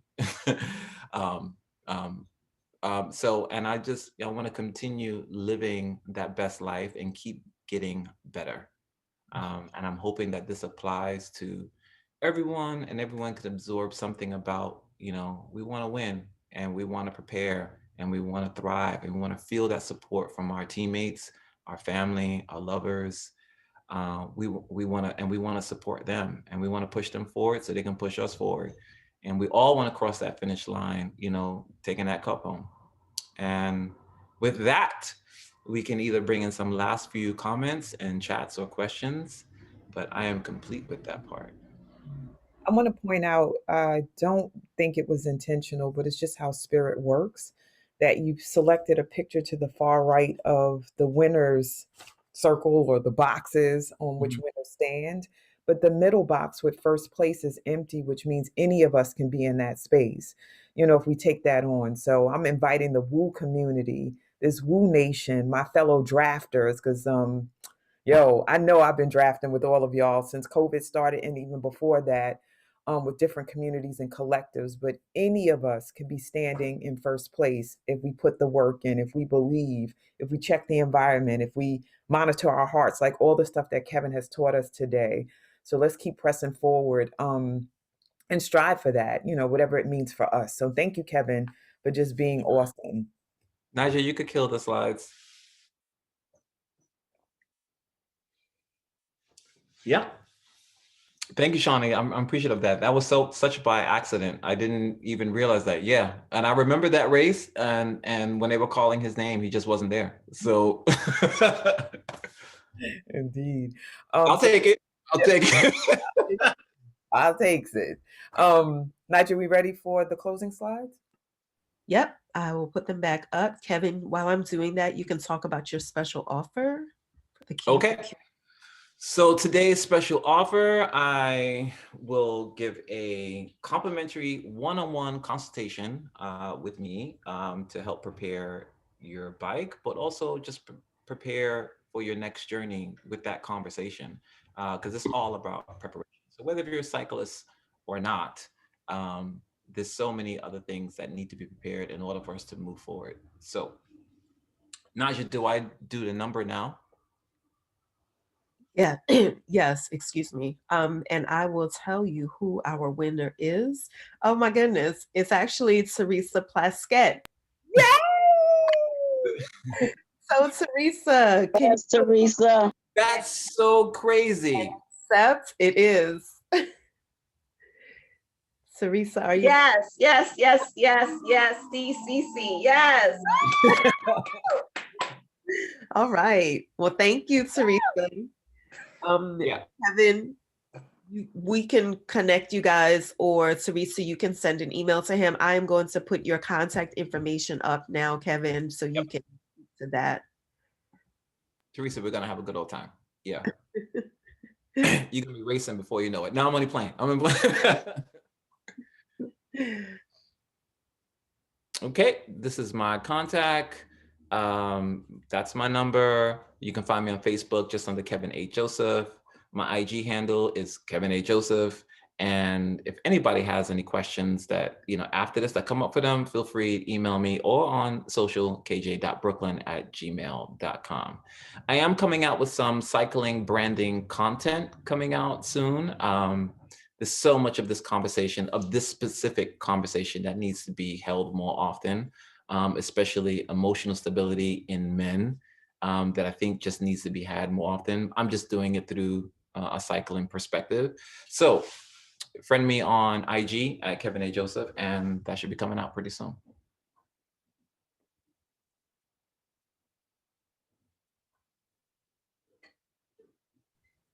So, love offerings and donations. We know that here in Woo Nation, as we have started to call it, we consider money to be my own natural energy yields.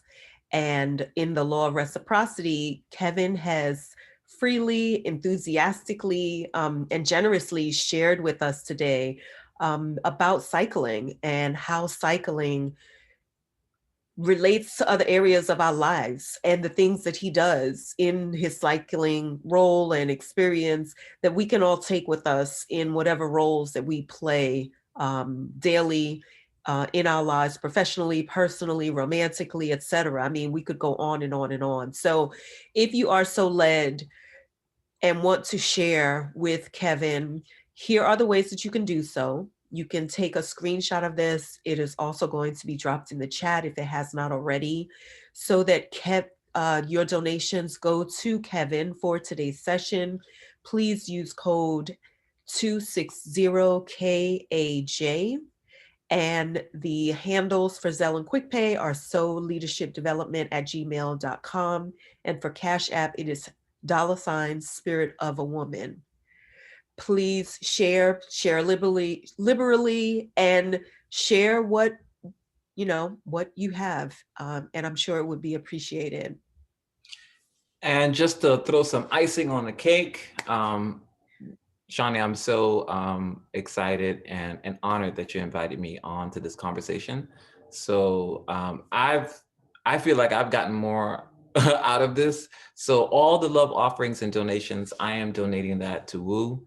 I'm extremely appreciative and honored to be finally a part of the Woo community. So that's that. Beautiful. Thank you, Kevin. So appreciate that. And we definitely need to keep building this community, and every contribution, supports us in doing that. So thank you. You can move forward, Naja. Mm-hmm.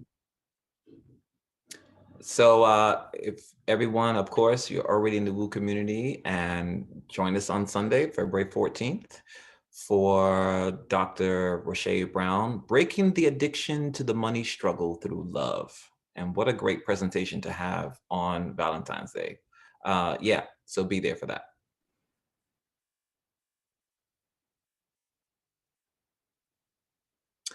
Just a reminder of the Woo Nation schedule. Zoom live workshops Sunday, Tuesday, and Thursday, 7 a.m. to 8:30, and Monday and Wednesday, 7 a.m. to 7:30. That's for you need a quick picker-upper to get you through the rest of the week. And just remember, everything is streamed live and recorded on Facebook. So if you miss it, if you missed the live one, you can always go back and watch the recording. But it's so much more fun, when we're live.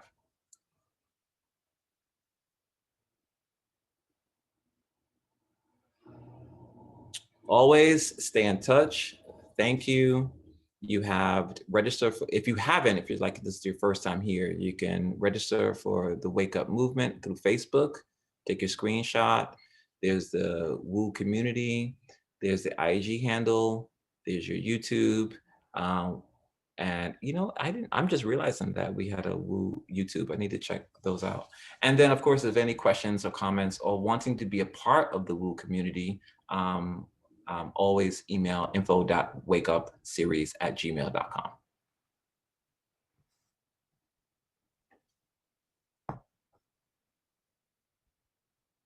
Oh, I was ahead of myself. Interested in joining the Wake Up Everybody team? Come volunteer with us. Stick around after today's session and learn more, or email us at info.wakeupseries@gmail.com. Alrighty. Yeah, you were fine, Kevin. This is an invitation for those that want to stay and chat with Kathy as she shares information about volunteer opportunities with Woo. So if you do want to hear and talk about that, stay afterwards. Kathy will be here and she will lead that conversation. So, Shawnee, did you want to go ahead? Yeah, I actually want to ask if there's anybody in the Zoom space right now that is new or on Facebook Live, which Charmaine would have to feel that is coming for the first time. Maybe Kevin's invited guests into the space. I already saw a name and a post that was aligned, that was from someone that I don't necessarily know, but I'm grateful that you're present. And we always say in this space, don't let it be a one and done, a hit it and quit it. Like, keep coming back. I know we love Kevin, you want to come and support, but keep coming back and being a part of. Now, you got me addicted to this drafting concept. It's like we need more drafters. I don't know if that's the proper way to say it, but people. It is. We need more people who are going to get to the front and take the heat and then, fall back to the next person. Like, we need more of us doing this work of ascension, because Wake Up Everybody is about ascending to our higher selves, mind, body, and spirit. So, the more that folks that are in this conversation, the more we'll transform this entire planet and the universe. So please come on back. So if there's anybody in the space, just announce yourself. I think I see a name of someone that is new to the space. If I'm not mistaken, I don't want to mispronounce, but the first name is Kaylee. But that might be my sister. Not my I'm physical. like, oh no. Yeah, that's Hi, everyone. Thank you so much. I just sometimes don't have the access to the computer. I didn't log in, so thank you, Yeah. Kevin. This was wonderful. I learned so much from you. And like Shawnee and everybody said, it was not only about cycling, it was about life lessons. And so I'm honored and thankful that today I woke up to this story, to these lessons. And so thank you. Thank you, beloved. Thank It's you. good to see your beautiful face. So let's press forward. And if you're sticking around to hear about how you can be someone that can be part of the administrative team, which there are a lot of roles that you can take on, please stay behind. We have our beloved sister Kathy and maybe one other that might be supporting that conversation. And you can stay in the Facebook Live space to engage in the conversation. You don't have to leave. You can stay and listen and share on the thread if you're interested in hearing more. So Shawnee, if I may, we do have two new folks in on Facebook. Dumi Midion. I'm hope I'm pronouncing it correctly. And then we have it's Marcia M. Inc. Two new people that joined in this conversation. Kevin, those are your friends? Those are my peoples. That's my peoples. All right. We thank you. Come on back. So excellent. Thank you, Charmaine, for that. We want to always hear and celebrate and acknowledge. So we're ready to get complete, and how we do that is by putting hands together, mouths together, activating the energy of celebration. So let's go into gallery view and start to celebrate and share our love offering in the form of the love shower for Kevin. So unmute yourselves, family. Thank you, Kevin. This was Thank you, beautiful. Kevin. Thank you, Kevin. This was great. Thank you, Kevin. We love you. Effortlessly Thank flowing. you. I love your Anyone energy. riding the bike for more It than was 1 amazing. hour? It Thank was, you. I love for those of y'all. us who don't Wow. get to Thank see you. the We're in this competition. Thank you. Thank you. start a Life lessons. conversation. I So feel so appreciate much it. better. Charmaine, Yeah. love your Blessed day. hairstyle, girl. Congratulations, Teresa. You did a great job. Thank you so All much right. for sharing. Love you Yes. guys. Have a great day. Everyone be safe. Thank you so much.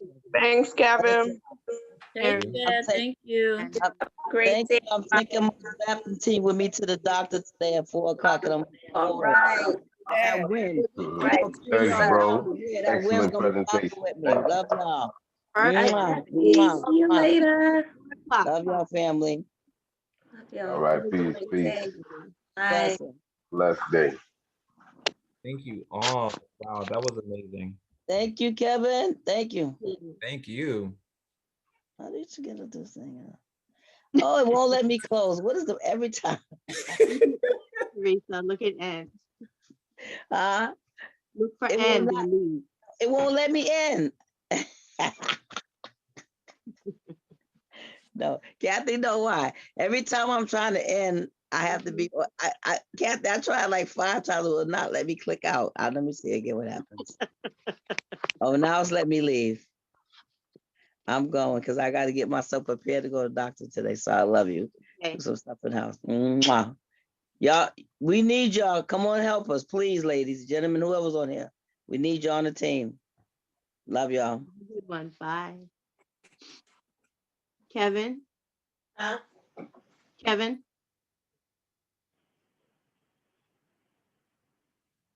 Kevin, you're gonna go over to the other Zoom room, right? Teresa, you here? I'm back. I'm sorry. Oh, Kevin, you're gonna go over to the other Zoom room now, right? Okay. Yeah. You guys, Okay. yeah. You know what? I Thank didn't put that in my calendar, but you emailed it to me. Yes, you have the email, right? I'm going over to it now. Did it come from Kathy? I told Shawnee to text it to you, Kevin. Okay. It's coming. But it's not on this one, so you can. You don't have No, to do this no. Okay. Moto. Abimbola, you here with us?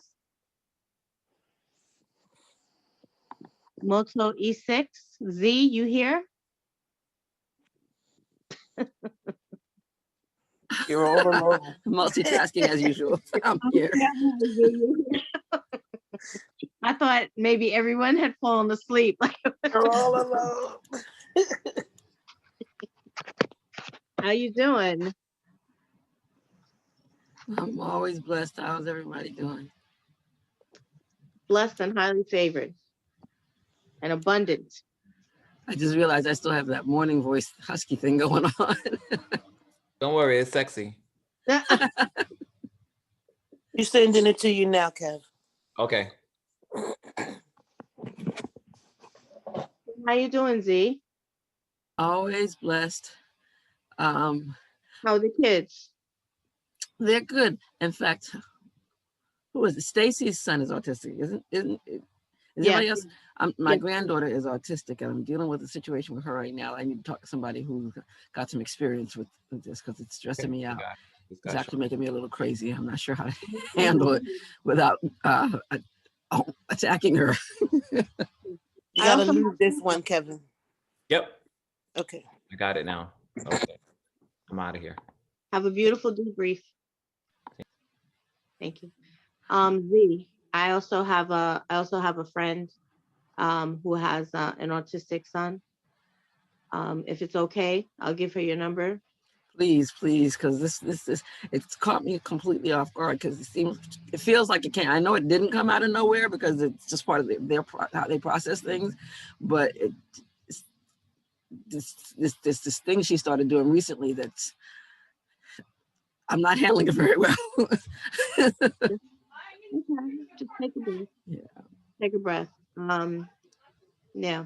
My friend has she has a lot of resources. She has a lot of information. Her son was basically comatose and non-responsive when he was a baby, and they moved all over the country. She did all kinds of research, and at this point, I mean, the boy's a genius, and he's talking, and he's not talk. He does talk, He does talk. He had to learn to talk, and he's just so smart. It's just another way of processing and communicating. But he is absolutely brilliant. And it was because there was an allergy to a lot of different foods and dairy in particular. So every time they were giving him dairy, he was going almost into a comatose state. Oh boy. Yeah.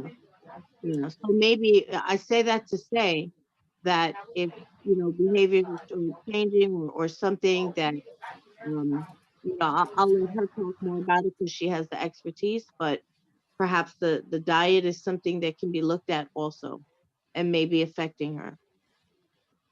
That's possible. This particular thing is dealing with, and I've been doing a lot of research trying to figure out what it is and how to help her and how to deal with it myself. And it's an aspect of perfectionism, and she doesn't display Oh my God. perfectionism. Yes. Okay. Yeah, she doesn't display perfectionism in anything else except this particular thing, and she didn't always display it. Like when she first started doing this thing, it was not a problem, but then it suddenly, recently, like within the last 2 weeks, it's become crazy, for lack of another way to put it.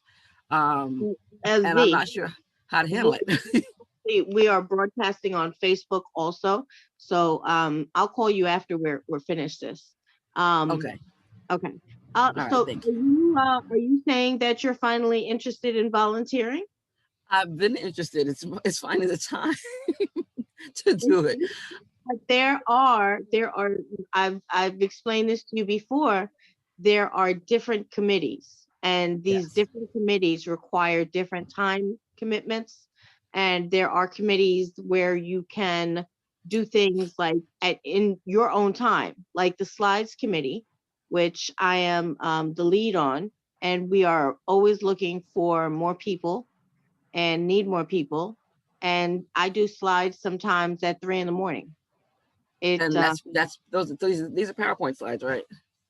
They're the slides that you see in the morning. So it's but they're on PowerPoint.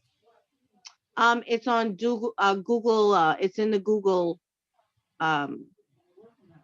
Slides. It is. Is it similar to PowerPoint? Because I'm extremely proficient with PowerPoint. So if it's anything like it, I can figure it out pretty quickly. Yes, it's very similar to PowerPoint. It's not difficult whatsoever. It's just learning where to get things, and learning. It's just rote. It really is. And then once you have it down, it's very easy. Okay. All right. So if you are interested, I would love to. First, you have to be onboarded, and then we can. And that's Thursday nights at 7, I believe. And Kinyofu does that. Would you be available tonight? Actually, today's Thursday. Would you be available tonight at 7? About how long? Because I'm working with somebody right now, so I just need to lock out that time. I think it's an hour and a half. Okay, I'll make it happen. 7 tonight. Come back to the same link. She'll send you the link. She'll send me the link. Okay. Yeah. Actually, do me a favor and put the application form link back in the chat for me so I can save it. It's okay. All right, let me do that. Get that sent out to her earlier. Perfect. Message. Hey, Robin. Naja is not in this meeting. Did it go through? Let me see. Why didn't it go through? Put it in the chat for me. I'm trying. It didn't go through, did it? Copy message. No, I don't see it. I will send it to you. Okay. Oh, I was screaming hey when I was on mute. Hey. Sorry. Robin, you on your phone or computer? Phone. Okay. If for whatever reason it's not allowing me to copy Nija's message. It keeps saying Nija is not in the chat. So I will I'll sign into my computer and send it to you. Okay. Oh, I you have my email, right? I don't have it. You have my email, so you can email it to me. I was gonna send it to the phone, but yes. What is your Oh, you can send it to the phone. Yeah, you have the 314 number. Yeah, you can send it to the phone. That's fine. Okay. Yeah, that's fine. All right, so what is actually what is what? Oh my gosh, did she? Oh, I see what I did. Okay. Wait a minute. I think I can get it actually.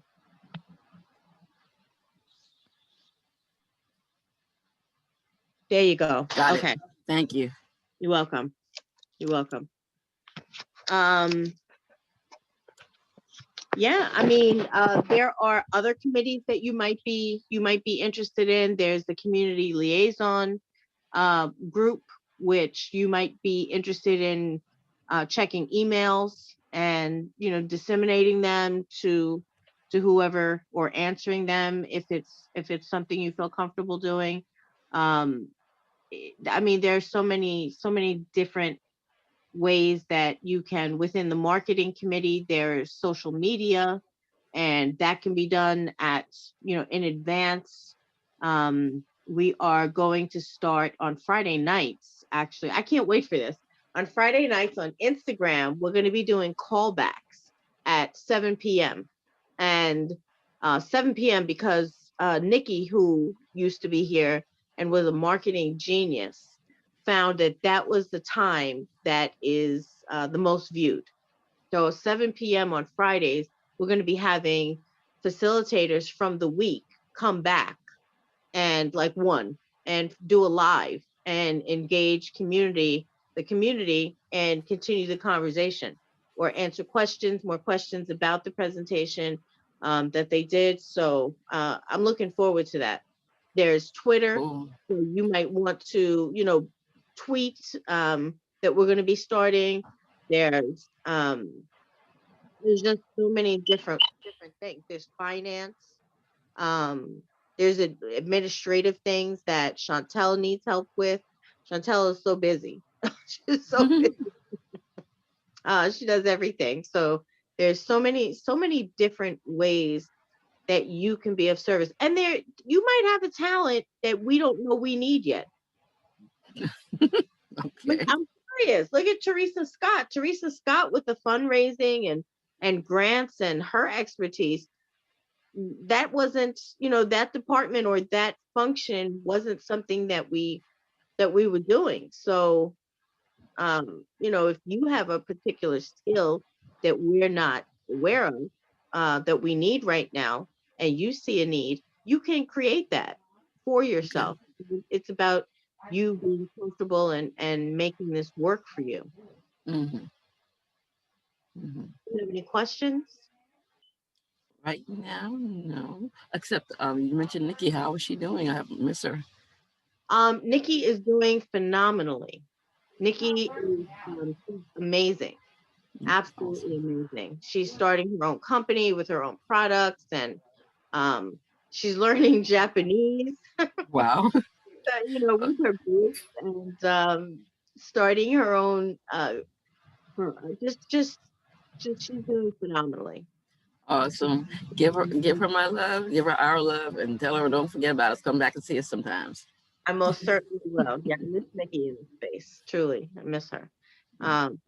Yeah, it was great having her on the marketing team, because she's a master.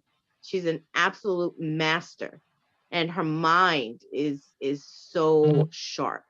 But she has other endeavors that she's working on. So blessings and love. Yes, Blessings. absolutely. Wait to see what comes for her and from her in the future. All right. Well, I have your information, and I'm gonna add you to expect to hear from Kinyoku very shortly. And I'm so happy to have you aboard, really, truly. And Thank I'm you. also going to reach out to my friend. Her name is Karen. Taryn? Karen. Karen, okay. Yes. So I'm gonna reach out to her and give her your number. And you're talking, like, when you started to talk about perfectionism, that's something she can help you with. So Thank you. hold on one second. Let's see. And are there any new people in space?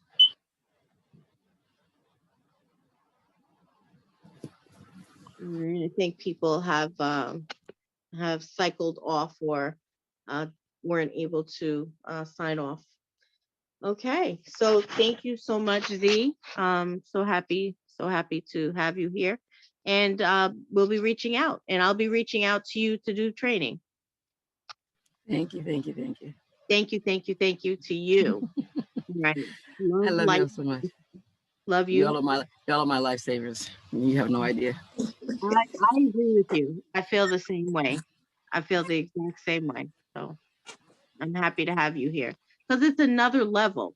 You know, volunteering is not just doing a thing or, you know, performing a function. It's another deeper level of this community. And it's the tenets that we use, the face rights and, you know, the all of the oh gosh, I can't think of the word. Robin, can you think of the word? They're not principles. All of the principles are also carried over in our meetings and interactions. And it's a very, very supportive community. It's not, like I said, it's not just about your function, it's about your life. So it's, you know, the support goes deeper and goes on in the volunteer community. So it's a beautiful experience. And it's I've a way said to before. also just keep getting constantly poured into. You know, while Yes. you're serving, you're still receiving. Yes, And vice versa. It's a beautiful demonstration of reciprocity. And I think I've said before that Kenyoko was my biological cousin, and we didn't meet until we were adults. We didn't know, neither of us knew that there was anybody else cultural in the family until we saw each other at a funeral. And we've been close ever since, and I've always been so grateful for that connection. And of course, Kenyoko was who introduced me to this community. So I'm just so grateful to the Creator for his, and I say his, but I don't even really mean his, for the divine plan that's in action, in motion, because I don't believe the Creator has a gender. I believe gender is people. The Creator doesn't have a gender. The Creator created genders. You know? That's like Robin. That's like, you know, like Robin's story with Shawnee and oh yeah, she's my cousin. Who knew? You know, I'm waiting to be called as your cousin next. I keep telling you. Who knew, girl?